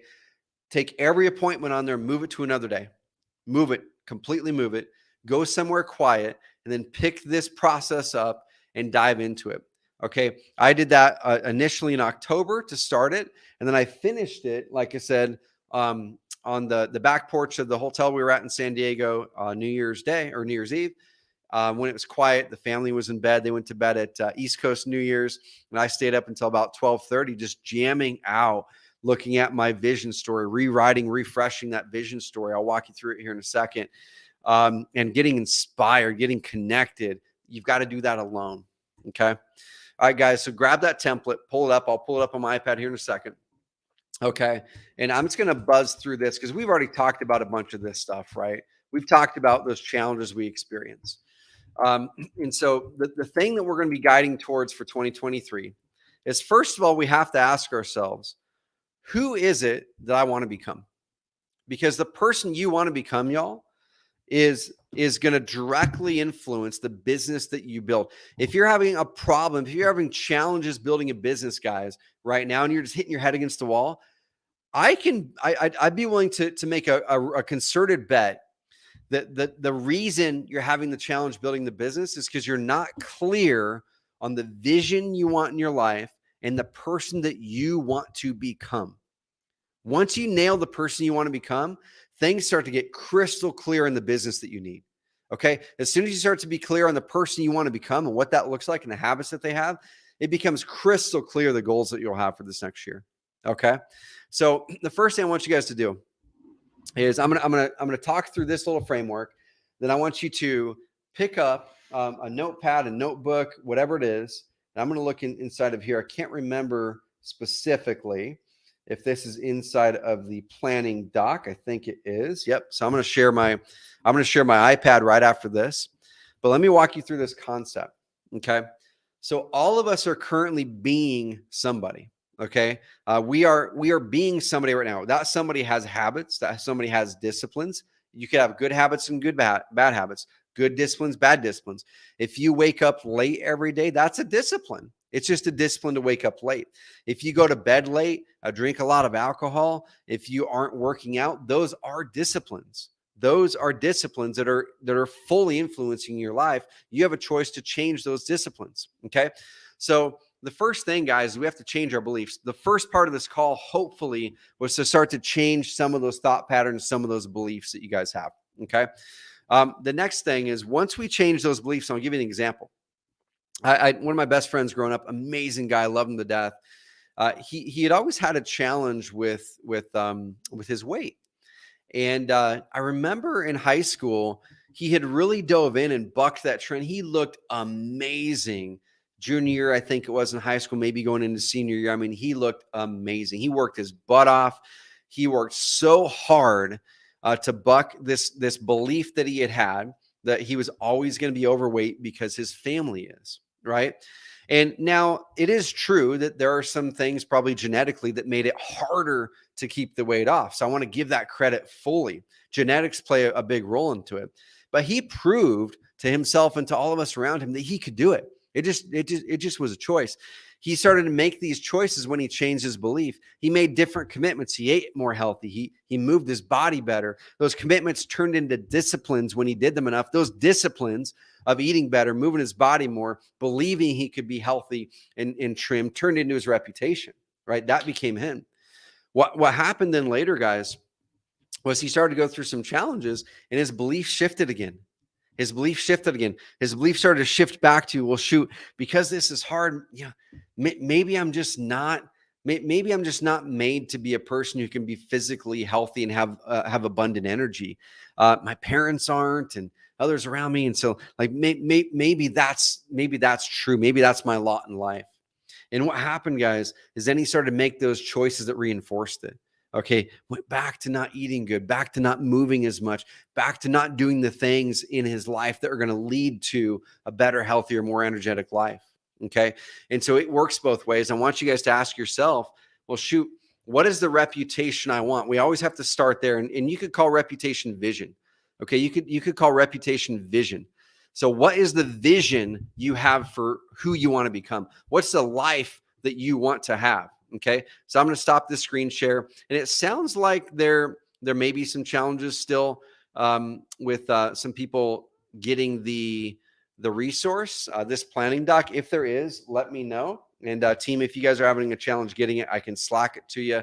I know Katie has it as well, but it was linked up on last year's play page. So on this right here, guys, I'm going to share this up. Bam. So pull this up if you've got it. If you don't have it, we'll have it in front of you here in a second. Okay. So the first thing that I want you guys to do in your annual planning is you need to reflect. Okay. You can use this document to reflect, or you can use a notepad. So when I started my process, I used this notepad right here because I had it with me. I didn't want technology around me when I was doing this. And I did my year-end review right there for 2022. Okay. Wrote all the things that were awesome, all the things that weren't awesome, and recognize the things, basked in that gratitude to the things that were great. And the things that weren't great, recognize them and ask why. Like, why? And then next to those accomplishments, you write, why does that accomplishment matter to you? Or that challenge that you had, why does that thing matter to you? Okay, so start there. Do your year-end review, because I bet you had a way better year than you're probably giving yourself credit for right now. Okay. I know for me, it was such an energizing experience because I put so much pressure on myself this last year. At times, I'm like, oh my gosh, this is a terrible year. But then I had to snap myself out of it continually throughout the year. And when I was going through this process, and it really gave me energy for the year because I realized like this was a great year. There were so many things in my life that were amazing. Yeah, this one important part of my life didn't go as planned, but all these other ones did. Have gratitude in that. Okay. Diagnose where you want to grow then. Okay. And this is where the 6 F's or 7 F's exercise comes in here. So we're going through the diagnosis section here. Then we're going to talk about vision, story, and being versus becoming. Okay. So pick this up, guys, and write in there. Okay. Well, how are you doing with faith or spirituality? Okay. How are you doing with faith or spirituality? And do a 1 through 5 on here. Okay. A 1 being, oh man, it's terrible. Couldn't be any worse. A 5 being, oh man, it couldn't be any better. Right. That's amazing. So write down your number right there. For me, this was a thing that really, really improved this last year. And so when I was going through doing my 5 F's, 6 F's, 7 F's, whatever it's called, This was like a 3 or 4 here because I joined a community group at church. I joined and started an amazing Bible study group that we meet on Wednesday mornings with amazing friends and coworkers. And there were other things too. That faith was great this year. It's not a 5. I've got a lot I want to work on, but man, it was great. Family was right in there in that 4 to 5 range because I intentionally focused on family and friends this year more than in previous years. You're right here, 4 to 5 on friends too. But man, I still want to step into that more deeply. Fitness and health. This year is like kind of that 2 to 3. I still work out 3 days a week. But I think the big thing for me is I didn't have that big challenging physical challenge. So this year when I set my goals, I'm saying a half marathon right now, but Bo Hollis has told me a marathon, the Eugene Marathon, guys. If anyone wants to do the half marathon or the full marathon in April of this year at Tracktown, USA, I'm going to be there. There's going to be some of my friends there. I'm going to call Bo Hollis and make sure he's coming because it's on our calendar together. But let's do it together, guys. Set that goal. You got 4 months to get into a spot where you can do a half marathon. Let's do it together. Something that's going to challenge you in a big way. Okay. So that one I'm going to bump back up to a 4 to a 5. Finances, I'm going to say a 3. Didn't really grow them a lot this year, but I made some great progress in one area and some stuff I need to do better. Another area. Fun was probably a 3 to a 4. We did some really, really cool things this year. A lot of amazing trips with my family, a lot of fun. Learning, I'm going to say learning was a 5, but that was like I learned too slow. Okay. I want to be able to learn faster on some of this stuff. So go through and do your 6 Fs, 7 Fs. What you want to do then, and this answers your question from earlier. Who was it that asked it? There's a gentleman who asked this earlier. He said, what about the other 3 Fs? Well, the way that I do things is you pick the things, you go, okay, well, what can I do to maintain these scores? Okay. So if I'm a 4 next year, can I just keep doing what I'm already doing to keep a 4 there? And my answer here is yes, except for one thing. We're going to be starting a Bible study since ours that we had this last 2 years sunsetted, and we're all going to go out there and start our own groups now. So you have to write, well, how do I maintain these? And then what are the ones I need to work on the most? And so for me, it's this here. Want to work on the most? I'm going to continue to maintain and grow, doing what I've already put in place on friends, already put in place in family, already put in place in faith, because I created traditions and rituals that make those more constant. I want to keep getting better at them though, but I'm going to really focus on that. And I want to continue to learn, but honestly, this one here, I didn't have as an important one for last year. And I'm putting it there again, not because I need more money, but I'm putting it there because I want to help grow the pie for everybody around me. And the only way that I can do that, I want to create as many millionaires around me on my team and my family, carrot customers. The only way I can do that is by actually growing my capacity to do that as well. Okay. So I'm going to grow my capacity to be able to build a better business and delegate better and more effectively, so I can help you guys do the same. So I circle the 2 or 3 that I want to focus on the most, and then I bring those down here. Okay, I go, okay, cool. So those 2 or 3, man, I'm going to write down the 2 things I'm going to do this year in those, and those are going to move right over to my goal sheet. I'm going to put those over to my goal sheet so I see them every single week. Okay, every single week. All right. Yeah, the goals tab isn't on there, Brady. What we'll do is I'll copy my goals tab onto that template today after that call and make sure it's on there, because that is a new addition I added this year that I didn't get updated to that. So that was on me. We'll get that added today. All righty, for sure, dude. Destin says, let's go hike a 14er in Colorado as a crew. I would love to. Dude, toss out some of those information, and I'd love to get as many people on this call to start to do those things. Okay, so guys, first of all, do your yearly recap. Next, do your 6 Fs. Okay, where did you land there? Circle your 1, 2, 3 that you want to work on the most. Write down the things that you're going to set intention for this year that's going to help those get better. Okay. The being versus becoming part. Now that you have that year, that recap and that review done, now we need to say, who do I need to become to really be able to do these things? Who do I need to become to even reach those goals? Well, we want to start writing a vision, guys. We want to start writing a vision. One of the first things I like to do is I like to recognize what I don't like about the way that I'm showing up right now. Okay. How am I showing up right now that I don't like? And one of those things heading into this year, I thought I had it licked in 2021, but I fell out of this part. I don't like the inconsistency of reading and growing this past year, right? So I'm going to get rid of that. I don't like that I'm holding on to certain things too much at the strategic level in the business. I need to let some of those go and hire amazing people to tackle those, to speed things up and open things up. There's some other things that I don't like about the way that I showed up. Okay. And so down here, this is what we get to write now is we now we get to say, hey, I recognize how I don't like the way that I'm showing up. But now let me write what's exciting to me. Like, how do I want to show up now this next year? Who do I want to become? Right? What habits, behaviors, how do I want to be known? What reputations do you want to have? And really start to picture that. Okay. And the big thing here, guys, is you can look to other people that you admire. It could be me. It could be someone else on the call. It could be a friend of yours. It could be someone you follow on Facebook. And you can pick those traits from them. You can say, I love the way this person shows up. I love the way this person shows up. Pick and choose those traits. It's a choose your own adventure, guys. Your life is choose your own adventure. You get to choose who you become. Okay. So pick those traits that you want to be, even if you don't believe that you can be them. Oh, I want to be disciplined in this way. I want to show up in this way. I want to show up in this way. I want to stop doing this. I want to start doing this. Guys, write those down. You can reinvent yourself this year. Okay. Who do I want to become? Once you have an idea of who you want to become, then we need to write down here, well, what habits and disciplines do I need to start doing more of this year to become that person, right? So for me, there's a few people I have written down on mine where it's like, I'm very clear the traits I want to grab from them. And I'm also very clear the habits and disciplines I need to crank back in to get through this cycle. There's things called discipline ceilings. And I hit a discipline ceiling this last year.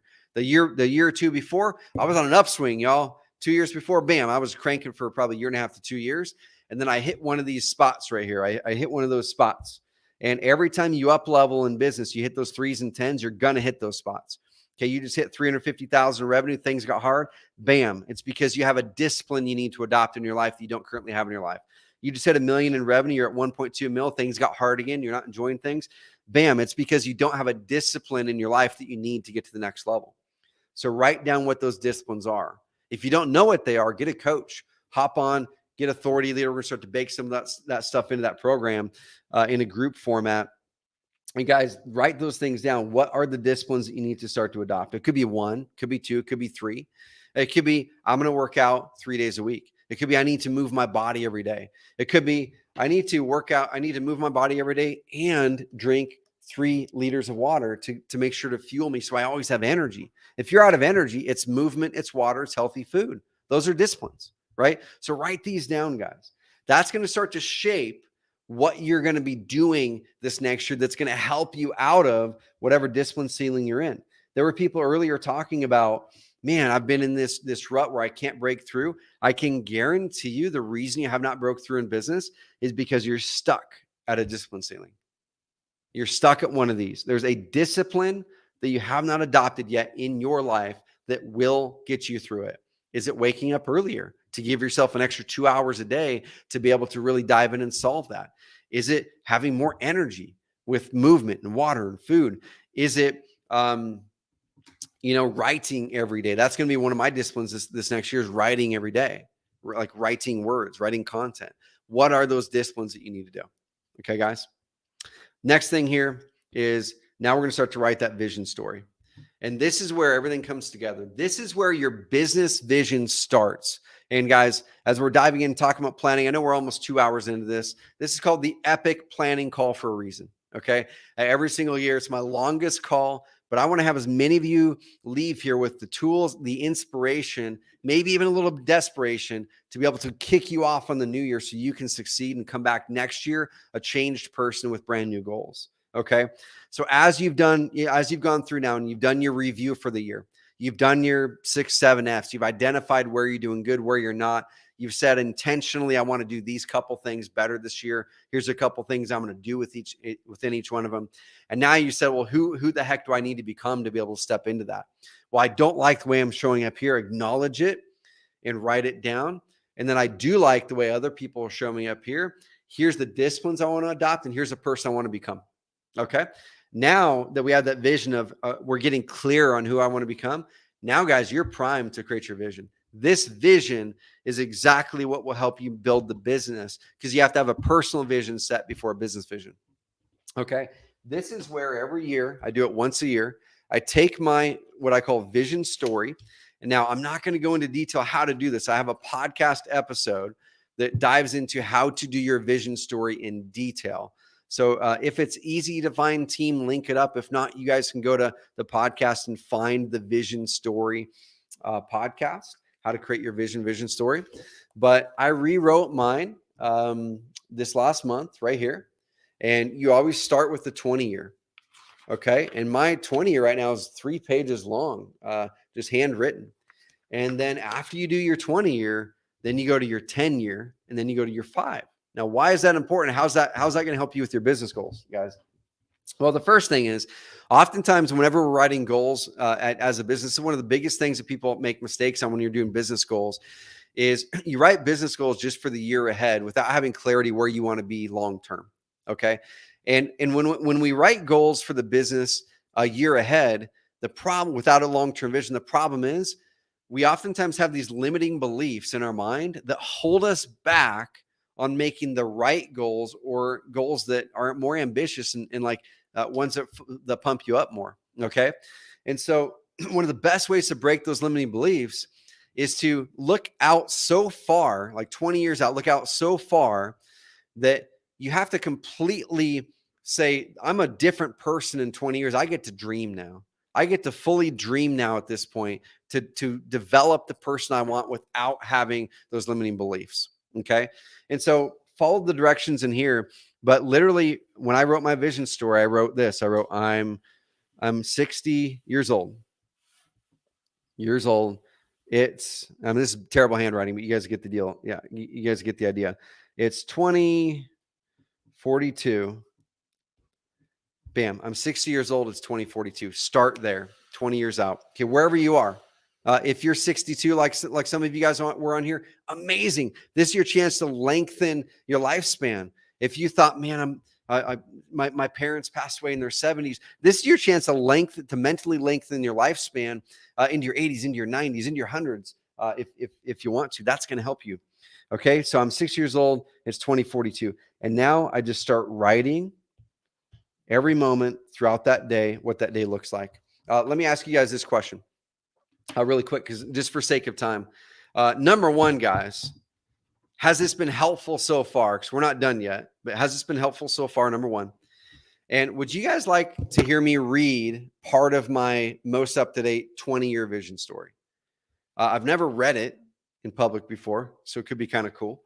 But let me know, guys, if you'd kind of like to hear an example of what part of my 20-year vision story can look like. The thing with your vision story, you've got to get it so crystal clear, so defined that you can feel it, that you can see it, that it's an exciting story to you. Your vision story should never be bullet points. Okay. Bullet points are not inspiring. I don't really have many number goals in here. This is like, what is the ideal average day that I would love to live in 20 years? Okay. What's the ideal average day? Here it is, guys. Vision story. 20-year vision story. Years 2042. I'm 60 years old and thriving. Carly, who's my wife, and I are in more love now than 20 years ago. And my clarity and trust in God are rock solid.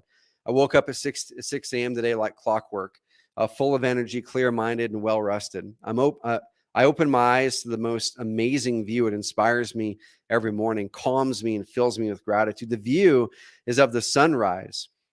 Fresh, crisp air outside, overlooking a big body of moving water, and an amazing deck and porch with lush greenery just outside of our giant sliding glass door. High ceilings with lots of space in the air. My wife wakes up around 6:30 to 7, which gives me amazing quietness and a really good start to the day with intention. I drink a glass of water and grab a book, usually a Bible study or autobiography of an inspiring person, and read 10 pages. Then I write. 20 years straight, writing daily has been a core habit that has brought me joy, a sense of peace and value. I start a pot of coffee in our spacious, airy kitchen, and Carly comes out and we enjoy a cup together. Our house isn't huge, but big enough to have our parents, kids, their families there all at once, comfortably sharing life together. Not living there. I didn't make that. We're not living there. That's like for events and stuff like that. McKinley, my oldest daughter, is 32 years old. So guys, do that with your kids too. McKinley, my oldest daughter, is 32 years old. She's an amazing, strong, healthy mom of two. I'm like watering up reading this. Mom of two. She lives nearby and has a supportive, strong, loving husband. Who? I haven't read this yet. It's like crazy. Guys, this is what your vision story should do for you. Like if you read your vision story and it's not pumping you up and it's not the best story you've read, you need to challenge yourself more. You need to dream more. You need to eliminate those limiting beliefs. Okay. Sydney is a strong, confident 28-year-old achieving amazing things. And Colton, my son, is 30 years old, just achieved his dream. I didn't think this would happen to me. Just achieved his dream to own his own ranch and be a vet. Anyway, I could keep reading, but I'll skip that part because it's choking me up right now. I talk about my kids and where they're going to go. Now I'll talk about the work side of it. Okay.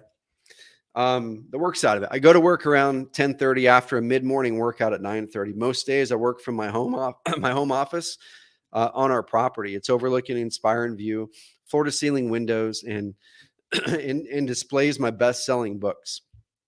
So in this, I'm stating intentions that I'm going to be writing best-selling books. That I'm going to be, dude. Andres, quit it, man. You're gonna get me on here. This is the first time I've read this. I wrote it this past month, but it's the first time I've read it, so it's like hitting me. I love it. Displays my best-selling books, courses that we've created, and special people in our lives. Some days I go into the office where my small team works. My team consists of me. My work consists of me reading and learning about interesting topics, researching history, trends, taking a couple calls and meetings each day with those that I mentor, that I've invested in their companies, and I create content. Today, I meet with my CEO who runs the umbrella company. This company owns all or part of over $100 million in revenue each year. We make such a big impact on local communities and policy that we've been featured in magazines and shows and inspire others to do the same. We've transformed downtown Roseburg and started to do the same in other communities. I eat a healthy lunch around 12:30, and I always go for a walk midday and think to stay active, usually solo, but sometimes with people. The team I work with are world-class A players. Talk about some of the specifics. The best talent. We track the best talent who want to use the business to change the world. Change the world around us. The bar is high, but we win together and challenge each other. And then I talk about more stuff. So, guys, this right here is where it's at. If there was one thing that I ask you guys to do, yeah, dude. So Kitty, that's the thing, right? When you're writing that vision story, write it in first person. Write it like it happened. Okay, write it like it happened. That's the key with the vision story. First person, write it like it already happened. And if you find yourself pulling back and not having and not having the belief in yourself that it could be, write it. Because 20 years out is a ways out. What you guys do next after you finish that and you're pumped about it and it chokes you up when you're reading it, like just happened to me, you do the same thing, but you do a 10-year. Okay. You scroll down this document, guys, and now you do your 10-year. And you say, if that were to be my life in 20 years, what would my life have to be like in 10 years? And you do the same thing. You write your ideal average day. Okay. Here's where I woke up. Because if that's your dream in 20 years, you might not wake up in that house in 10 years. Maybe you've got to work towards it.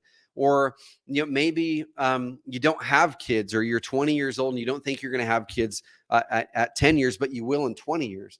So you kind of pace it. What does that life look like in 10 years that would set you on the path to live the 20-year? Okay. Once you do that, now it comes the 5-year. This is critical, guys. Why do we do a 5-year vision story? Well, we do a 5-year vision story because all too often we get stuck in businesses that do not help us reach our life vision. We get stuck in businesses and we create businesses that lead us away from what's going to make us fulfilled. The 5-year brings your vision closer to where now you can say, is the business that I'm in right now going to get me to my vision? If not, what do I need to change now to start to live this 5-year vision story, right? What does the ideal average day look like in 5 years that's going to put you on the path for your 10-year, that's going to put you on your path for your 20? After that, guys, then we start to, I'm not going to do the rest of this here. You guys can kind of use this document, preload that year, right? So as you look at it and you have your 5-year, then you ask yourself, well, once I have my 5-year, what do I need to do this year now? I'm clear on where I'm going. I'm clear on the habits I need to adopt. I'm clear on the person I want to become. And I'm clear where that's going to be in 5 years. What do I need to do this year to put me on that path? What do I need to do this year to put me on that path? I like creating a theme, personal and business. You can put your goals down here. You choose what to do here. And then you do what I call preloading your year. You preload that year. You say, well, if I'm going to get healthy this year, and that's the habits this person is going to be, and that's going to put me on the path for my vision, you know what? I'm going to do during Eugene Marathon right here. Okay. And you know what else I'm going to do? I'm going to go hire this person because they're going to help buy me back more time. You know what else I'm going to do? I'm going to do an amazing trip with my wife here to this dream place. I'm going to do overnight trip with each one of my kids individually. So here's Colton. We'll do it then. We'll do McKinley here. And we'll do Sydney here. Start to preload that year. Okay. When you've had this preloaded, now you can take that and put it into whatever calendar tool you use. Okay. So guys, that's how I do it. That's how I do my annual plan. I do it all analog right here. And then I put it into a digital format where it's in front of me all the time, which is my goal tracker. I want to ask you guys this question because we're running at 2 hours now, and I want to serve you guys. If you guys got everything out of this call you hope to get out of it, then we'll stop right now and I'll send you away. If you guys want to dive into the business planning part of it, which is probably another 20 to 30 minutes, I'll start that one, and we'll take this momentum we got on the personal side, and we'll go, cool. Now that we got clarity on the personal side, that'll take you guys maybe a couple hours, maybe half a day, maybe a day to do this right here, right? Once I got clarity on that personal side, guys, now you can make your business plan for the year. All righty. But I'm going to ask you guys a question. What's your biggest takeaway been so far, y'all? What's your biggest takeaway been so far on this training? Yeah, Kitty, that's awesome. That's how it should be. Like when you're reading your vision story, it should feel like you're watching the best movie in the world. Like it is the best movie because that is your movie. Okay. Awesome. In it for the long haul. I love it. You guys want the business plan stuff. Before we move to the business plan side of it, guys, let me know what's been the biggest takeaway so far for you. What's been the thing that out of the personal side of it, there's the mindset stuff, there's the inspiration and desperation side of it, and then there's this. What so far has been your biggest takeaway? I appreciate you, Brady, man. Dude, that's the thing, man. We're all in this together, you know? It's like we all have our flaws, we all have our challenges. I've just figured out some things up to the $10 million mark, but there's people above me that have figured out a lot of things I haven't figured out yet. And so I'm learning from them. So I'm grateful that I'm able to do this. Eddie, to enjoy the low times because they're going to be some of the best times looking back. And that's where you grow the most, right? Ennis, this is amazing. Thank you so much, Trevor. Appreciate you sharing your personal notes. Man, I'm glad I did it. I didn't think I was going to get choked up like that, honestly. Magical moments.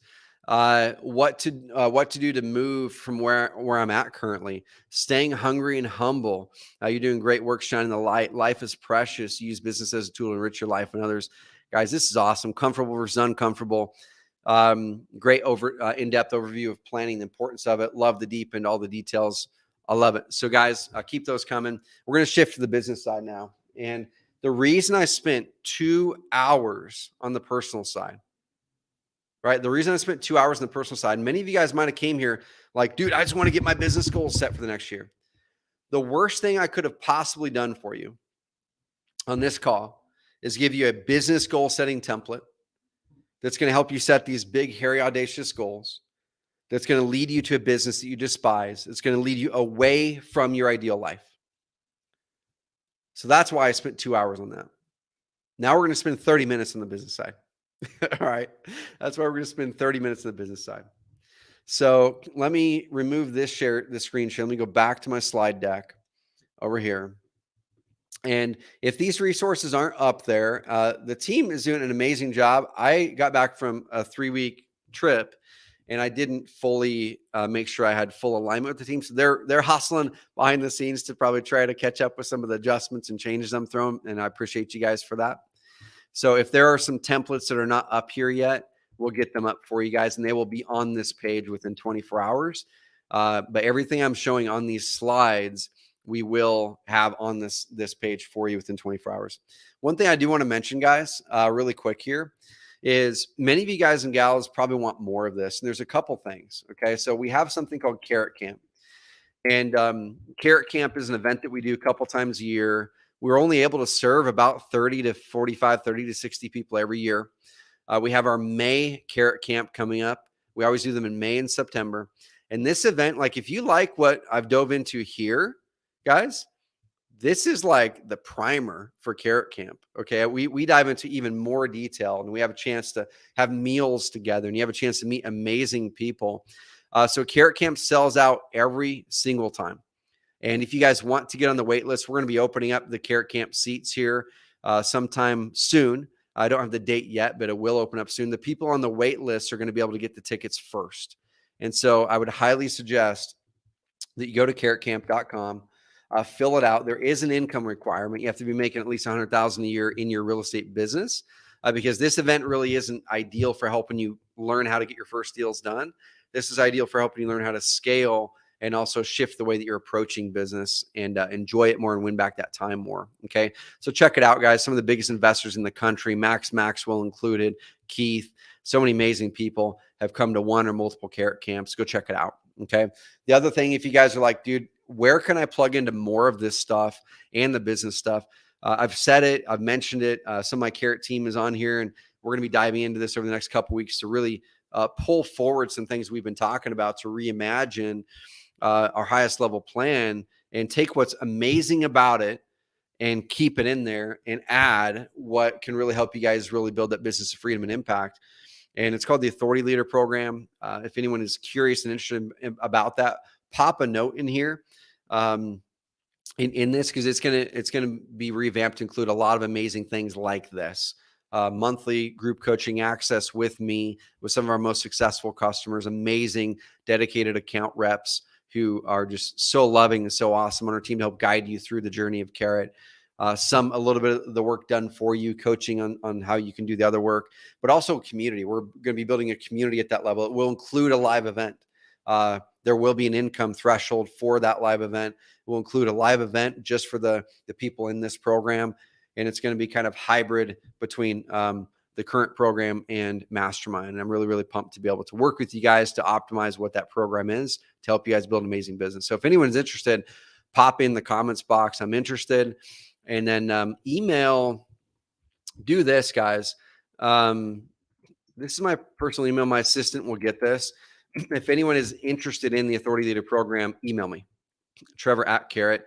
We'll grab those emails over the next week, and we'll make sure that when we roll out the upgraded version of it, the V2 of it here this spring, that you guys are some of the first ones that we hit. Carrot Camp is twice a year, May and September. They sell out really, really quickly. Cool. Awesome. So guys, let's shift to the business side. Okay. You've got the clarity on your personal side. You've got the clarity in your 5-year vision. And now you're going, okay, how do I make my business serve that 5-year vision now? Okay. And when I looked at my 5-year vision going into 2021, one of the things on there, and you guys heard it there, like my 20-year does not include me showing up to work to do a bunch of deliverables. My 10-year doesn't include me showing up to work to do a bunch of deliverables and have a bunch of meetings. My 5-year today doesn't include that. Okay. So when you look at that, it requires you to go, oh my gosh, if in 5 years, my vision is to not be in a physical office most of the time, if my vision is to be using my unique abilities to amplify those around me and attract amazing people so they can go out there and make an amazing impact. If my vision is that we own companies, but I don't run any of the companies, and I have amazing leaders that run those companies, and we create opportunities for people. If that's my vision in 5 years, I go, oh, shoot, what do I have to change now to make that true? So in 2021, I was looking at that, and that really influenced some of the business goals. And so heading into this year, we're hiring a COO. That COO is going to really offload a lot from my lap and help to upgrade and up level this company, put me in a spot where I can do more work that gives me energy and amplify my team and our customers more. But also part of that was owning other businesses. So we acquired a company at the start of last year, and that was very intentionally to start to get practice for how to buy a company. Okay. And so we bought a company. We're working through how to really make it a really successful purchase. It's been amazing so far, and there's some things we need to adjust and optimize, but I'm very confident it's going to be an amazing business moving forward. And that's all because of the vision. Okay. So when we're looking at the year, this is a challenge I have, guys. If my team is watching this and you guys are going, oh my gosh, yes, like this is Trevor. This is Trevor. Energy, circle, everywhere, right? That is me naturally. I'm a high quick start, low follow through. Guys, pop in the comments box. Who is that naturally? High quick start, low follow through, million ideas. You feel like you're going everywhere. I've got to work insanely hard to combat that. Whenever I've made the most progress in my business, it's when it looked like this. And so last year, I think in general, I let the business get this way because we need to really find that next right, amazing high level operator to help us rein things in priority wise so we can focus on the things that are going like that. So that's my focus this year is how do we really have this level of focus on the business side of things and what roles do we need to put in place to do so? Okay. So a lot of people are this right here. Real Estate Wendy says, bingo. Eddie says, that's me. So many of you guys probably think the same thing. Well, that's my challenge for you this year is as you step into this new year and you're planning your business side of things, don't have 5 big things you're trying to launch. Launch one thing, do 2 things, go into one new market. Okay. If you're an agent and you want to go into investor, awesome. Add hybrid to the model as your one big thing. Then you can have a bunch of little initiatives, but that's your one big thing. I'm going to go into hybrid and push that until it works. If you're talking about marketing and you're going, dude, I already love my business. I just need to get more leads. Amazing. Focus on one primary marketing method this next year that you're putting the vast majority of your energy into, not 12. Okay. Doesn't mean you can't dabble in a couple others, but one main thing. You're going to go all in on SEO and evergreen marketing like Keith did and so many of our other customers. Amazing. Go all in on it. And then dabble a little bit on the side in Google pay-per-click or direct mail or any of those new things. Okay. Go all in on something as the main source of your energy. All right. And one of the best things that I like to use is this model called the GROW model. So when you're making your goals for the year, you sit down and write down like, what are the goals that I have? And I'll show you guys a template you guys can use. But what are the goals that I have for the year? What's the revenue goal? If you're a real estate investor, how many deals do you want to do? What's the average profit per deal you want to do? If you're an agent, how many transactions do you want to do? What's the average commission per transaction? Just write some of those basic goals down. One goal could be how much time you want to buy back from your schedule this year. Okay, man, I'm working 60 hours a week now. I've got a goal to at least get it to 40 hours a week this year. So you start with your goals. Okay, so write down your 3, 4, 5 goals. Circle the one that's the most important goal you want to focus on for the year ahead. All right, the next thing that you're going to do with that is you're now going to write the reality. What's the current reality of that goal?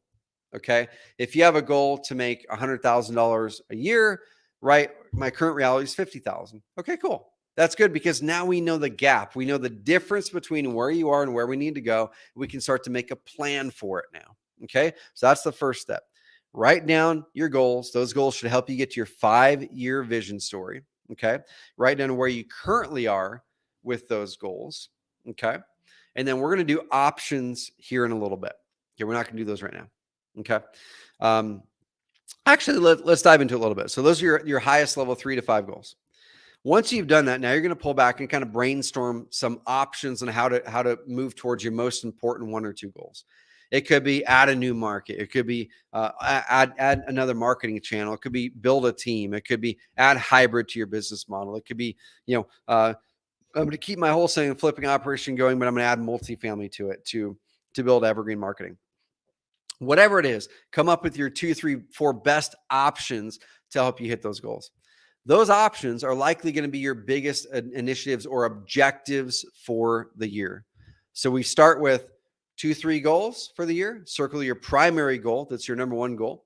Write your reality of where you are now so you know the difference and what you need to make up. and then start to think about what are the most important things I could do this year that are going to help me reach the goal, and have no more than 2 to 3 of those objectives for the year. Objective, enter 2 new markets. Objective, grow revenue by adding hybrid. Objective, buy back my time by building a team. Buy back half my time by building a team. Something like that. Okay. As you're doing that, you're going to start to get more and more clear on what your goals are, what the most important 2 to 3 things are, the strategies or objectives are for the year. And then after that, you can start to get together with your team or with yourself, and you can start to then document what it is that you want to do this next year. Now, I'm not going to go over this, guys, very much, but it is important to have a personal vision and a business vision. So I do have some resources that you guys can access. This is probably the best book that I've read on business vision. I read this book several years ago, and I think the vision side of things we're really, really good at with Carrot. The challenge I've had this last year or two is distilling it down into clear strategy in certain parts. That's what I'm working on now.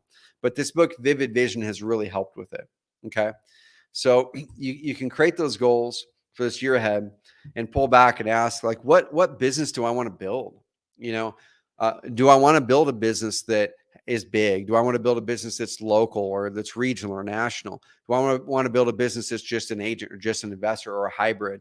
Do I want to build a business with the team, or do I want to use mainly systems?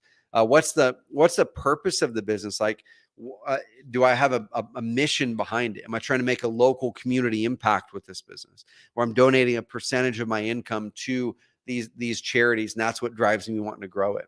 Like, really dream up what that business vision is, and the Vivid Vision is going to help you do that. Okay. I'd invest a little bit of time there. It all comes together, guys, into this one-page template. And this one-page template is kind of the thing that hopefully you'll use for the 3-year, and then you can do the same thing for the 1 year as well. You're going to take your vision of what your business is. Hey, my vision is to create the best, the best experience any home seller could possibly have in Roseburg, Oregon. My vision is to help add more humanity to, the real estate business in this area. My vision is to elevate the way that the entire community looks at real estate investors. My vision is to ease the pain for more home sellers so they can enjoy life more. My vision is to elevate the bar of all real estate agents so it becomes the most respected industry in my area. Like, figure out what it is that you want to do and why you want to do it, because it's not just about money. Okay. Why is it that you want to do the thing? And then kind of write down a few core values. Okay. Just like we did on the personal side, where we said, these are the things, the values, the habits that I want to embody as a person. What are the habits or things or values you want your business to embody? So when people are interacting with your business, what do you want them to catch? What do you want them to feel? What do you want them to experience? For us, I want you guys to experience positivity and helping you see new possibilities. So that's one of our values. Be a beacon of positivity and possibility. Have fun and be different. Take initiative and show you care. Craft amazing experiences. Adapt, evolve, and always improve. Add humanity to business. Now, you're going to do amazing at some of these, and some of these you're wanting to work on more. There's several of these we're doing so good right now, and there's several of these that we need to put some pretty heavy work into right now. But these are things you aspire towards. These are important. Because without having values, when you start to hire people or when you start to make clear decisions, guys, you're going to go astray.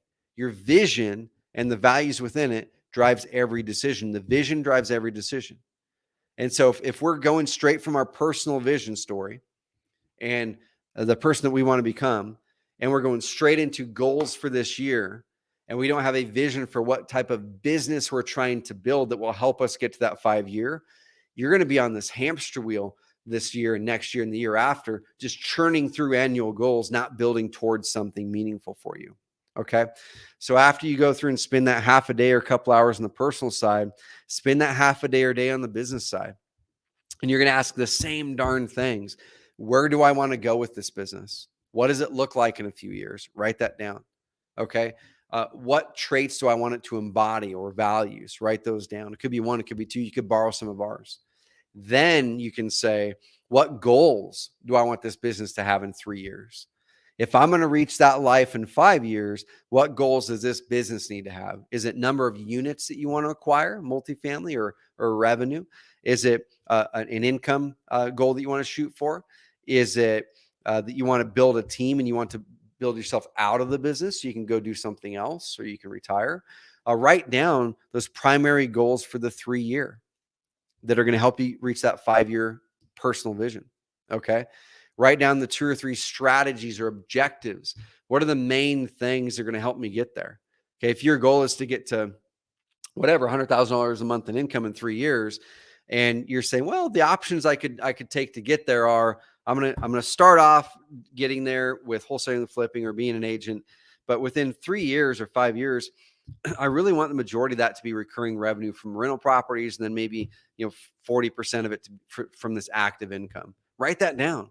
Okay, write that down. $60,000 a month in multifamily or apartment income. $40,000 a month from active commissions or active flips or wholesales, if that's your goal. Okay, because now you can make those strategies. You can say strategy number 1 is build a team to sustain a consistent $30,000 a month income for wholesaling. Awesome. That's your strategy. Number 2 is enter multifamily or start to acquire a portfolio of properties that builds up to $60,000 a month in income or $10,000 a month, whatever your number is. Put those strategies in, pull back and ask, if these were true in 3 years, would this help me get to my 5-year personal vision? If the answer is yes, amazing. Now we go to the 1 year. Okay, guys, I know I'm going through this pretty darn fast, guys, but I'm going to recap the cadence. You go through the personal stuff we talked about, work all the way down to that 5-year vision, personal vision. Now we start with the business vision, and we say, in order to reach that 5-year life, what does my business need to look like? Where do I want my business to be? What value should that business have? And then write down some of those goals that business would have in 3 years that you're going to build towards that would help you to the 5-year. Okay. And then ask, in order to hit those goals, what are the major things I can do to hit those goals? Enter multiple markets, build this team, go into multifamily, whatever they are. Okay. Now you've got your 3-year set. Now 3 years is going to guide your 1-year planning for the next 3 years. Okay. That's going to guide your 1-year planning, guys, for the next 3 years. Okay. So you're going to do the same thing at the 1-year level. It's the exact same thing. You're just thinking at a tighter time span now. So rather than thinking 3 years out, you're going to do the same thing for the 1 year. You're going to say, well, let me set my goals for the 1 year now. So if I'm going to hit those business goals in 3 years of getting to $50,000 a month in income in 3 years, I'm at $10,000 a month in income now. That means there's a $40,000 gap. What am I going to do this year towards the 3 year? So maybe you're going to go, you know what? I'm going to go from 10,000 to 20,000 a month this year in 2023. Cool. That's your goal. Awesome. Your current goal, where you currently are, is $10,000 a month in revenue. Your best goal is getting to $20,000 a month, but you'd be decently happy too if you even got to 15K as like a good or a better. Okay. Then you could write another goal down there. Well, I'm currently working 60 hours a week. I want to get to 40 hours a week this year. Cool. Write that down. My current state is 60 hours a week and I want to get to 40. Awesome. That's a goal you've got. Okay. And then find your next few goals. I've got your metrics. I've got some common ones that are common for investors and agents. Okay. Once you have those goals set, then we use that grow model to say, we've got our primary goals. Now let's carve out a few hours, get with my team or get with yourself and say, cool. So if I'm going to try to go from 10,000 to 20,000 a month this year, what are my best options to get there? Well, one option is I can flip some houses, and my average flip profit is $30,000. So in order to bridge that gap and add an extra $10,000 a month this year, I only have to add an extra $100,000, $120,000 this year. Dude, 30, 60, 90, 120. That's 4 extra flips this year. That's one option. But then you have to ask yourself, well, how hard will that be to do 4 extra flips? You might go, man, that's really easy, Bam. That's my strategy. I'm just going to do 4 extra flips this year. And now I just need to figure out how many leads I need to get 4 extra flips and how I can improve my follow-up in negotiation to close more of my leads to get 4 extra flips. Okay. If you're like, well, it's 2 flips and 7 extra wholesale deals. Cool. Write that down. That's how you're going to get there. And then you pull back and write a plan on how you're going to do that. Well, in order to get those deals, on average from Carrot leads, I close 1 in 10 leads into a deal. If I'm trying to get 10 more deals this year, that means I need to get 100 more good qualified seller leads. And to get 100 more good qualified seller leads, I'm going to go and do SEO and do Google pay-per-click. And then you can work with our team to determine the budget you'll set to get that. Okay. And that we don't have time to dive into that today. That's our weekly coaching calls. But you start with your goals for the annual, guys. After you did the 3-year, you say, what are my best options to hit that? And then you break it down all the way down to how many leads you need to get. And then from there, you say, awesome, what projects do I need to do to get that many leads this year? That's it, guys. Then after that, you're literally just on the weekly basis looking at your plan for the year. You're saying, well, I'm launching a Google pay-per-click campaign in Q1, and that's my major thing I'm going to do here. I got to launch my Carrot site, get the pay-per-click campaign going. And then in Q2, after I get that going, I'm going to launch a Facebook ad campaign. Awesome. Around that time, I'm going to hire a person because more leads should be coming in at that point, and that's going to max me out on time on my time. So now I'm going to hire a person to buy back time, and that's probably going to be a lead manager or whatever it is that you need, right? And so you put that in for your Q2, and you just kind of build out the basics of what that year might look like. And this right here is going to be your guide, guys. Every quarter you pull this up and say, hey, these are the 3 most important things I said that I need to do for this quarter. Awesome. Let me put it in the calendar and start to plan out when I'm doing that work. All right. And then every week you just pull up your calendar or pull up your goals list and say, cool. I said that these 3 things are my most important 3 things for the quarter. I'm going to tackle this one this month. Okay. And this month, since I'm tackling that this month, I'm going to use this priority and goal tracker right here. And right here, I'm going to use this priority and goal tracker. And I'm going to say, awesome, for this month, since I said this is my top priority, I'm going to say, find Google PPC vendor in Carrot Marketplace and hire. Cool. That might be my number 1. Number 2 is put out a job ad for VA to help with XYZ task. Cool. And then make VA hire and create process for XYZ task. Bam. Those might be your 5 most important things for the month of January, as an example. Okay. And then every week, every Monday, you're going to look at those with your goal tracker here and go, okay, cool. Those are my 5 most important things. I nailed that one already. That's a green. This one here, I haven't done yet. So every week, my assistant and I, we literally do this, guys. Every week, we spend 5 minutes to go, oh, that's red. I haven't started it yet. I've started that one, but it's not done yet. So what do I need to get done this week? Oh, well, this week, we already got the PPC vendor cranking. I need to get this darn job ad done. So I'm going to make that one of my primary things for this week. Create VA job ad. Okay. And then whatever else you just need to get done that week. It could be random stuff. It could be, visit XYZ property and do a walkthrough, if it's a rental property you have, or it could be whatever, right? Clean office, or I don't care what it is. So you write those goals. And then as you go into the next week, then you look at this and go, how did I do on my week? Oh, I nailed that VA job ad. That's a green. Got it done. This one here, I didn't carve out the time. I don't know why I didn't do it. I kind of did it, but didn't really finish it. Bam, nailed this one. I hired a cleaner to come help us. So I got 2 of my 3 priorities for the week done. You guys see how this kind of boils down? You guys see how this boils down? Yeah, Eddie says, can't believe 2 hours have gone by. Normally I fall asleep when these things when I'm so dialed in. I love it, man. I love it. Brian, yeah, I'm pumped to see here. Brian's one of our employees. He's our full-time SEO guy. Pumped to connect with you, man. Yeah, so this spreadsheet is available 100%. So you guys can go into this resource here. I think it's here. If you click it, you click the habit and goal tracker. This right here, you guys can get this, copy this document. Okay, so don't edit it. Don't make any edits to it, but go up here, click this, click file and make a copy. Wait though, because I'm going to take this goals tab that I have, and it's a really simple hokey goals tab, but I'm going to add this goals tab that I have in there so you guys can grab that. Okay. But yeah, good question. I'm gonna honestly, guys, kind of stop the presentation now because I'm getting so into the weeds. I don't want to lose you guys and have this completely bulldoze you. So what I want to do now is this: is I'm gonna take some Q&A. I'm gonna give away some books. And I want to leave you guys with this quote. Okay, you're allowed to get up one day, guys, and just decide to change who you are. You can dress differently. You can speak up more. You can laugh louder. You can speak freely. You can say hey to new people. Get that confidence going again.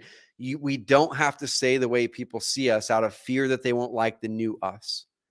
The biggest thing I want you guys to look at is focus on the personal goal planning first.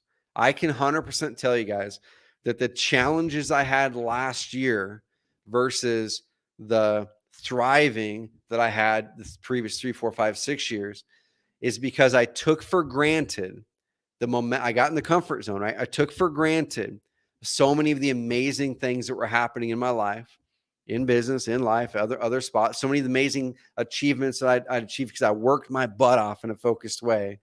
I took so many of them for granted that I didn't look at my personal vision story last year almost at all. I let myself get sucked into so many details that were in the week, in the month, in the quarter details, and I wasn't doing enough dreaming 20 years out, 10 years out, 5 years out next year.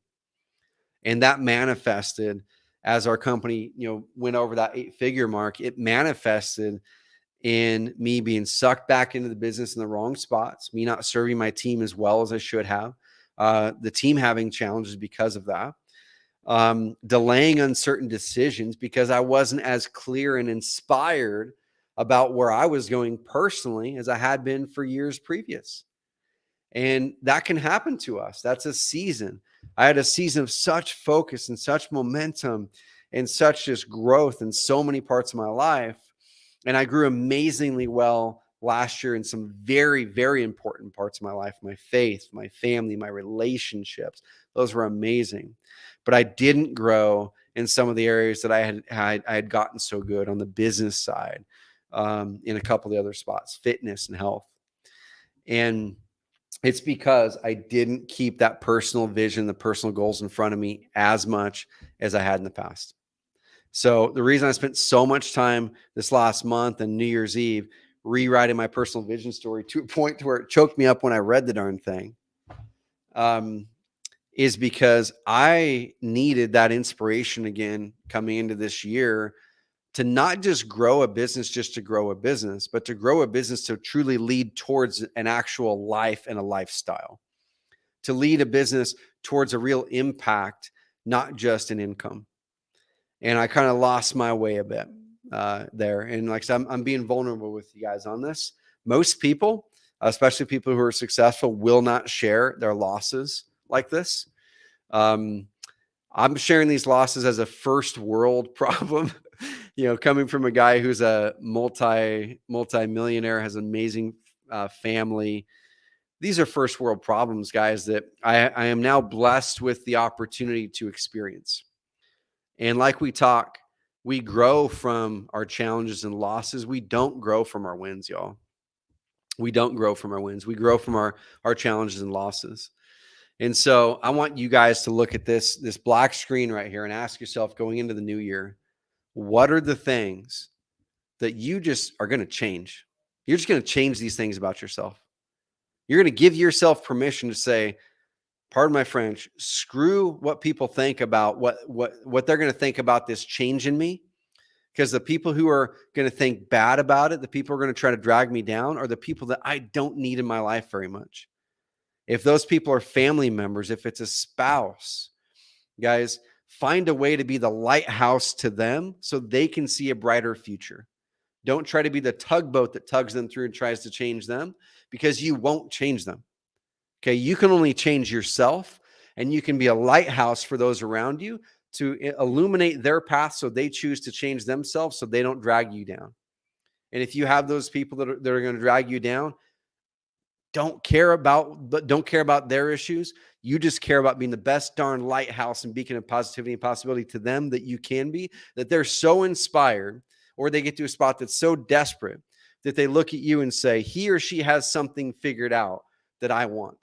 And they ask you for that, and you can start to be that person for them. That's what I hope I am for you guys. So I wanted to open up for you guys right now, ask some questions. We can even bring some people on to ask questions verbally if you want to. I can show some of the resources if you guys have any questions there, but I'm going to recap really quick, guys. The first thing is dive in and do your personal vision story. Use that PDF. It will not do its work for you. If I can guarantee you guys, if you want a better life in a year and you come on next year's annual planning call, epic planning call, if you want to be in a better spot in life, you will not get there unless you go through these activities. You will not get there unless you're real with yourself and do an evaluation on how you're showing up now, what was good, what was bad about last year. You will not get there if you're not clear on the person you want to become, and then take actions towards building those disciplines and creating the people around you that do that. You will not get there if you don't have a clear vision for the life you want to build, because you're just going to be building someone else's life. You're going to be building some random, Minecraft world that looks all blocky, that doesn't look intentional if you don't start there. Once you nail that all the way down to the 5, then get pumped about that business. Okay. Get pumped about the business. Then you go, okay, game on. This business is to get to that 5-year life, and dive into that 3-year business vision. Go, if I'm going to get to that 5-year life and make this impact I want to make, what does this business need to look like in 3 years? And use that template that I've got there that I showed you guys. Put this stuff on the template. Okay. Put this up on the template. You guys have access to this template. Keep this in front of you. Print it out. Put it on your wall. Do whatever you have to do so it's always in front of you. You got the 3-year there now. You're going to look at that 3-year as you're doing your annual planning, but you're probably not going to look at it more than once a quarter. And now you're going to do the 1 year. Go, cool. I know where I'm going for the 3. I'm pumped about it. I got my goals. I know where it's going to go. It's going to take me to that 5-year. I'm going to make that impact. What do I need to do this year to get to that 3-year? And then you're going to do the same thing. You're going to put it on this sheet. You're going to say, you're going to change that to 1 year strategic plan 2023. You're going to print it off. You're going to put it on your wall. Every quarter, you pull that darn thing up and say, what do I got to do this quarter? And you can see how it's the same thing, guys. You just shorten the time span. We go 20 years, we go 10, we go 5 in the personal. Then we go 3 years, then we go 1. And then during the year, you look at those resources and go, what do I got to do this quarter? Then during that quarter, you go, what do I got to do this month? And during that month, you go, what do I got to do this week? And then during that week, you go, what do I got to do today? And as long as you know that and you have those tools, you're going to be able to crush those goals. All right, guys, hit me with questions if you have any, and let's do it. So I love it. Kitty said, just added to your planning package to the current Carrot subscription. I like it. Gonna rock the year. And what Kitty's talking about there, guys, is as we talk about getting momentum with your business, one of the first things is getting the marketing down, right? When I talk about the entrepreneur freedom formula, you cannot get freedom as an entrepreneur if you don't have a consistent, predictable lead flow that turns into opportunities, that turns into deals. There's no reason to even talk about buying back your time until you start making that happen. So we want to make sure to give you guys this offer to be able to help give you the resources, the tools, the support, the jumpstart. There is going to be a discount that you'll get on the Advanced Marketer for a couple months. You're going to be able to get our 30-day challenge to kick off the year strong on the online marketing side. You're going to be able to get some training. If you want to be a hybrid investor agent, there's some training from 4 of our most successful hybrids teaching how they're doing it. You're going to get our Google Ads campaign. Guys, this is the ads campaign we use when we go into a market for a client or for ourselves. It's created millions of dollars in revenue. When I launched it the first time in a new market myself in 2021, after it had been honed for about 8 years from our internal PPC guy, it was in Louisville, Kentucky. We pulled out a $54,000 profit deal in 3 weeks. That's not normal. That's not normal. But a $54,000 profit in the bank in 3 weeks from this campaign. And you guys can do it. Follow our training, hop on the weekly coaching calls, leverage the resources, guys. Once again, that's not a guarantee, but that has happened with many, many people. This will help jumpstart that. And then you can choose to hire a PPC management firm to maintain it, or you can just do it if you're in a smaller town. There's so much more. You're going to get our premium support on the Advanced Marketer package. Guys, you want phone support? You want to hop on the phone with someone? Schedule a phone call with our support techs. You want to be able to hop on quarterly with our customer success reps and kind of map out your plan? Awesome. Get that quarterly session set up. You want to engage in our community. We have an online community now, guys. This is something I want every single person on this call to join this community. Okay. If you don't know about it yet, now you do. Go to community.carrot.com, join this community, and let's help each other on having an amazing, amazing year. Okay. Carrot.com or community.carrot.com. There's hundreds of replies, hundreds of topics in it. We're building the community big time this year. It's going to be one of our big focuses on building community, education, helping you guys. You guys can learn about SEO, learn about PPC. This is included if you're in any Carrot plan right now. So guys, dive into that. Okay. So check it out, guys, and grab this package. This package will go away over the weekend. So at the end of the week, so I think it's Sunday or something like that, this package will go away. And you won't be able to get the 30-day challenge for free. Our AdWords campaign, which is $1,000 campaign, if you were to pay for in our marketplace, have us set it up for you. You won't be able to get access to this packaging here. So if you're already a member, click this, choose investor or agent. And then you go in and we'll upgrade you to advanced marketer. It's only $199 today. And you'll be able to get advanced marketer for a discount, and then you'll unlock these other items. And then if you are if you're not a Carrot customer yet, then you're going to be able to have the other link over there. So guys, go check it out. Awesome. Let's do questions, guys. Q&A, if there is any. I know I kind of probably melted your brains, and it's in the mush right now. This was the fire hose form of great info. Yeah, that's right, Andres. Like, that's my hope is the personal side. Like all too often, if you guys end up plugging into resources that only train you on the business planning side of things, and they don't help you on the personal side of things, I've got full conviction that it may help you produce more income, but it's likely going to lead you. It's got a high likelihood of leading you away from what you want in life.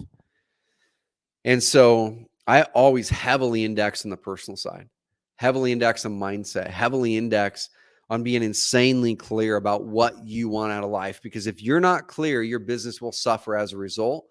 And like I said, that kind of happened to me a little bit this last year. We have an amazing company, amazing team, amazing revenues. We're still extremely profitable. We have an amazing business. We're the leader in our industry by far. We've got, I'm insanely pumped about where we're going. But because I let myself last year get lazy on personal vision in some areas, it affected some things. And I'm not letting it happen again easily. Not going to say it's not going to ever happen again, because we go through seasons. I'm going to give myself grace if it does, but I'm going to be a lot more intent to make sure it doesn't. Awesome. Thank you, Kitty. Amazing. Destin Solutions says, agree with Andres, going to use this for my IT MSP business. Yeah, any business, guys, any business at all. I want to see you guys succeed. If you guys crush it in Carrot, you're going to stay with Carrot longer. You're going to tell more people about Carrot. We can make a greater impact. We can do all kinds of amazing things. If there's no questions, y'all, what I'm going to do is I'll give you guys some time for questions. I can bring a person or two on if you want, but I'm going to pull up my Instagram and let's just kind of see. Let's see if anyone dove in and decided to take the challenge and post some shots and tag me to it for some of these free books. So I've got a couple here for sure. Let me just flip through it here. Okay, there's actually quite a bit. I like it. Got a bunch of follows, y'all. Follow me on Instagram. Bam. So the first ones, I'm going to give kudos to Paul. And what's up, Paul? Good to see you again, man. I'm going to give kudos to Paul. So Paul posted in here, love and planning my 2023 with Trevor and Carrot. I can't wait to sit down and use all the great resources. Paul, dude, you tell me if you're still on. Which book do you want, Paul? Do you want the 5 major pieces to life's puzzle? This is Jim Rohn. This should literally be like required reading for every human being. And I think you should read it annually. So do you want this book, or do you want Dan Martell's brand new book? I haven't even read this book yet. Like I got Dan Martell's stuff straight from the horse's mouth because he coaches me, but I'm pumped to read this over the next 2 weeks. Right there, Dan Martell, Buy Back Your Time. Let me know if you're still on, Paul, which one you want. If you're not on here, Paul, team, if you can take note of that, let's DM him and we can get him one of the copies of the book. Let's flip through here again. Let's find another one. Very, very unscientific way that we're doing this, guys, but we're making it happen. We're making it happen. Actually, Paul wasn't the first one, but I'm still going to give that to you. Melissa was the first one. Melissa, is it Mesher? Melissa Mesher. So there you are right there, Melissa. Are you still on here, Melissa? If you are, let me know. And let me know which book you want, the 5 Major Piece to Life's Puzzle or Buy Back Your Time. If you guys don't get the free book, go buy both of them, please. Awesome. Which one do you want, Melissa? And then DM me on Instagram your mailing address, and we'll make sure to get that over to my assistant so we can get you the book. So DM me the your mailing address. We'll get you and also in that DM, let me know that you want the 5 Major Pieces of Life's Puzzle book. We will get that to you. So DM me, Melissa. We'll get that out to you here this next week. I'm gonna do 2 more giveaways here in a second, but let's take some questions first, okay? So right here, Brady. Dude, let's see. Our Carrot team, are we able to bring on a person easily or not? Probably not, because they would have to log into StreamYard, right? I think. Yeah, let's not do that because it's technically hard. But Brady, guys, so Brady, I had a chance to first meet Brady at Carrot Camp. He's been on a Carrot Cast before. And one of the things I'm so impressed with Brady, and you Brady, since you're a high performer, but also just like you like to challenge yourself, you're probably hard on yourself with this. But I can guarantee you, so many people, myself included, look up to you in so many ways with the clarity that you have had for a while and what you wanted out of life and how you made big, hard decisions and went after lifestyle for that decade. Now you're diving back into business. I love it, man. So Brady says, how do you personally draw the line between giving yourself grace versus letting yourself off the hook? Let me make sure I'm understanding this well. So do you mean like letting yourself off the hook as in kind of removing that challenge from you and being okay with failing? The grace part, I fully understand that, versus letting yourself off the hook. I'll kind of talk about what I think you mean. The grace part of it's interesting because as entrepreneurs or high performing people, and it's not just entrepreneurs, it could be athletes, it could be anyone that wants to perform in a good way. We have this tendency to move the goalposts all the time. Okay, cool. Pushing yourself versus beating you up. I like it. So we tend to move the goalposts all the time, right? We have a set of goals that 10 years ago, man, if our 10-year ago person would have known what we achieved, what we're living right now, they'd probably be pumped, right? We have to recognize that the goals that we have hit and the things that we have accomplished, we need to have gratitude in them first, but then also recognize that we're capable of more. Not capable of making more money, like that's an outcome. We're capable of more and more impact on the world around us. And it's a travesty, I feel, if we are capable of more, to purposely dial ourselves back to accomplish less because something is painful or because we don't know how to do something or because it's hard. And so the way that I look at it, Brady, is I think it's natural that you kind of will beat yourself up a little bit, especially when you set number goals, right? We do this funny thing as entrepreneurs. We set these number goals that honestly have, like, they're not real. Every revenue goal you guys freaking set is not real. Like, it's just a number you made up, right? Every revenue goal you set this year, you should not feel bad about not achieving that revenue goal. And you also should not feel like you're, the gift to the world, your God's gift to the world, if you hit every revenue goal, because they don't matter. You made the freaking number up. So you could just as easily make a smaller number up and hit it and kind of be happy. But we do this weird thing to torture ourselves to set these big numbers that are really hard. And even if we progressed and made progress and advanced, we still beat ourselves up because we didn't hit this stupid number that we set. Like, you set the number, you can unset the number, right? And so that's something I've had to really internalize a lot, to go, okay, cool. So we didn't hit those numbers, and that sucks big time. But I set the number. Is there something more important that we can celebrate that isn't that number? And ask myself, did I grow this year? Like that's the thing I like to do, Brady, is like, Maybe you didn't hit a number, but did you grow? Did you improve? Do you feel like you've progressed? The spot where I beat myself up the most is when I don't progress. Okay. And it's not always financial. It's not always measurable. It could be energy. Dude, I have way more energy now than I ever have. Right. Or it could be, man, my relationships are just so good this year. I'm so glad I progressed in that way. You know what? I didn't hit this revenue number. I'll look at this next year to see if I estimated wrong, or maybe I could execute a little bit better. But dude, I progressed in these areas so good. And I'm going to give you the opposite of that now. Okay. Because if we want to achieve big, we do have to aim big. The way that I like to look at numbers, and I kind of showed it to you guys, there's the good, better, best. Okay. So oftentimes when we're setting goals, we're only thinking of the best number. But what we don't realize oftentimes, Brady, is the best number, that big goal you set, that BHAG, that big, hairy, audacious goal that people tell you to set, the chances of hitting that are probably low. They're probably like 50% or less if it's a big goal. And so we shouldn't be upset at all if we didn't hit our BHAG, because we already had a low chance of hitting it in the first place. So I set a good, better, best target. A good is at a baseline, like we got to hit this, right? We're pretty much laying down and doing nothing if we didn't hit this, or we did everything wrong if we didn't hit this.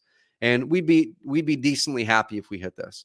The better number is like, dude, that's a challenge. The good number, you should be 100% confident in your plan that you're going to hit it. Okay. It should be that in front of you. 100% confident I can hit that. That's my good number. I would be content if that were true this year. Okay. The better number, you should be about 80% confident you're going to hit it. Okay. 80% confident. That means, you know what, dude, I'm pretty darn confident I've got a good plan to hit that number. It's going to be hard, but there's a chance I won't hit it. And if I don't hit it, as long as I got over my better number, I'm good. It shows I progressed. Things got better. Things didn't get worse. Then you set your best number. Your best is that BHAG. It's the thing that's a 50-50 chance you'll even hit. You don't measure your self-worth on your best. Your best is for motivation, not for measurement. Your better is for measurement. You're better and you're good. Hopefully that kind of helps a little bit, Brady. So adjust the way you're setting your goals so you're not basing everything off of a best target that's already hard to hit. Good, better, best. 100% chance of hitting your good, 80% chance of hitting your better, 50% chance of hitting your best. Don't base your self-worth off of your best. Base it off of your progress, which is your good. Okay. And celebrate big time when you hit your better. And give yourself a little more grace, man. You're an amazing dude. Amazing dude. Awesome, Joe. Yep, downloads are right down there. Cool. Awesome, guys. Well, I've got a 12 o'clock. Thanks, buddy. I've got a 12 o'clock that I have not prepared for, and I need to, so I can serve my team member well. And so, guys, I want to finish with this. I'm going to show my screen so you guys can follow me on Instagram. So, guys, follow me on IG, Trevor.Mauch.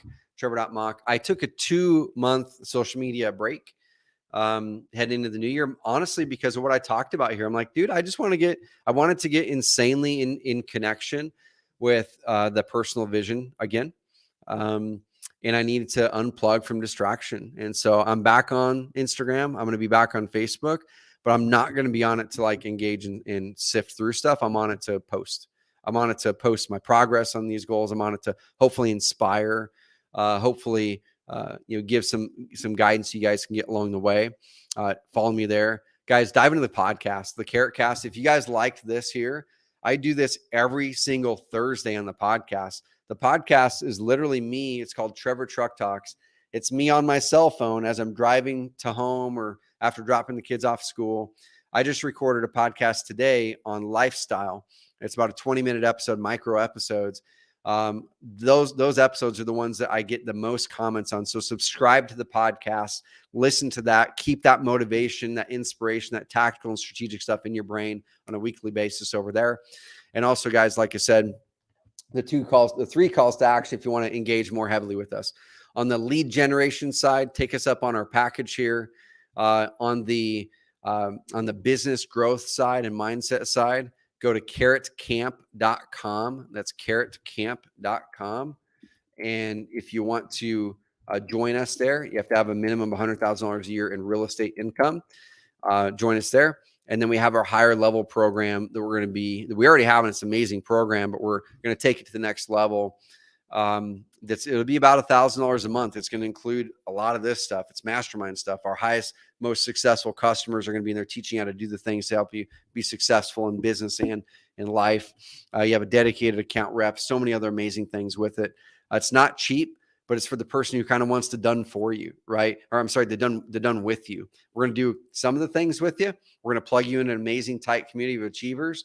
We're going to give you the coaching that no one else in this industry, or in the industry and our care ecosystem has access to me on the monthly basis in a group coaching format. And you have an amazing dedicated account rep that's going to guide you and coach you on the actions you need to take with the Carrot plan to go have success. If that might be a fit, email me, Trevor at carrot.com. It'll be this quarter sometime. I'm hoping that we're going to be able to roll out the next version of this program, and we're going to start to bring in people into that program after that. So we're not going to roll it out before it's ready, but just want to make sure to start to build that list of those who are interested, and we're going to help you guys take that business to the next level. All righty, y'all. Appreciate you guys. Doris says, love the podcast. Helen, this was value at a time. Thanks for sharing your knowledge and resource. I love it. Destin, may the Lord Jesus Christ bless and keep you. Thanks for the incredible call. I appreciate it big time. Thank you guys. Tom, you're awesome. Appreciate you. Thanks for all you do. Brady, what's up, dude? I hope we can meet. I was serious about the house in Kauai. So if you're still looking for houses in Kauai up in Princeville, keep me on the list, man. I'd love to. It'd be kind of cool partnering with you on something like that if you get a good deal over there. Happy New Year's. Gonna go skiing, vision questing. Love it. What's up? Good stuff. Thanks for being honest. Great stuff. Thank you guys. I'm gonna jet. Raya, thank you so much. It's kind of lost in the noise in 2022. This is inspiring. Love it, love it, love it. All right, guys. Have an amazing start to the year. Have an amazing, guys, have an inspiring life. Write that life vision story that chokes you up when you say it to somebody. That caught me off guard, but I'm glad I did it. And I appreciate you guys. Reach out to us, how we can help you in any way, shape, or form. Let's crush the year, guys. Talk soon.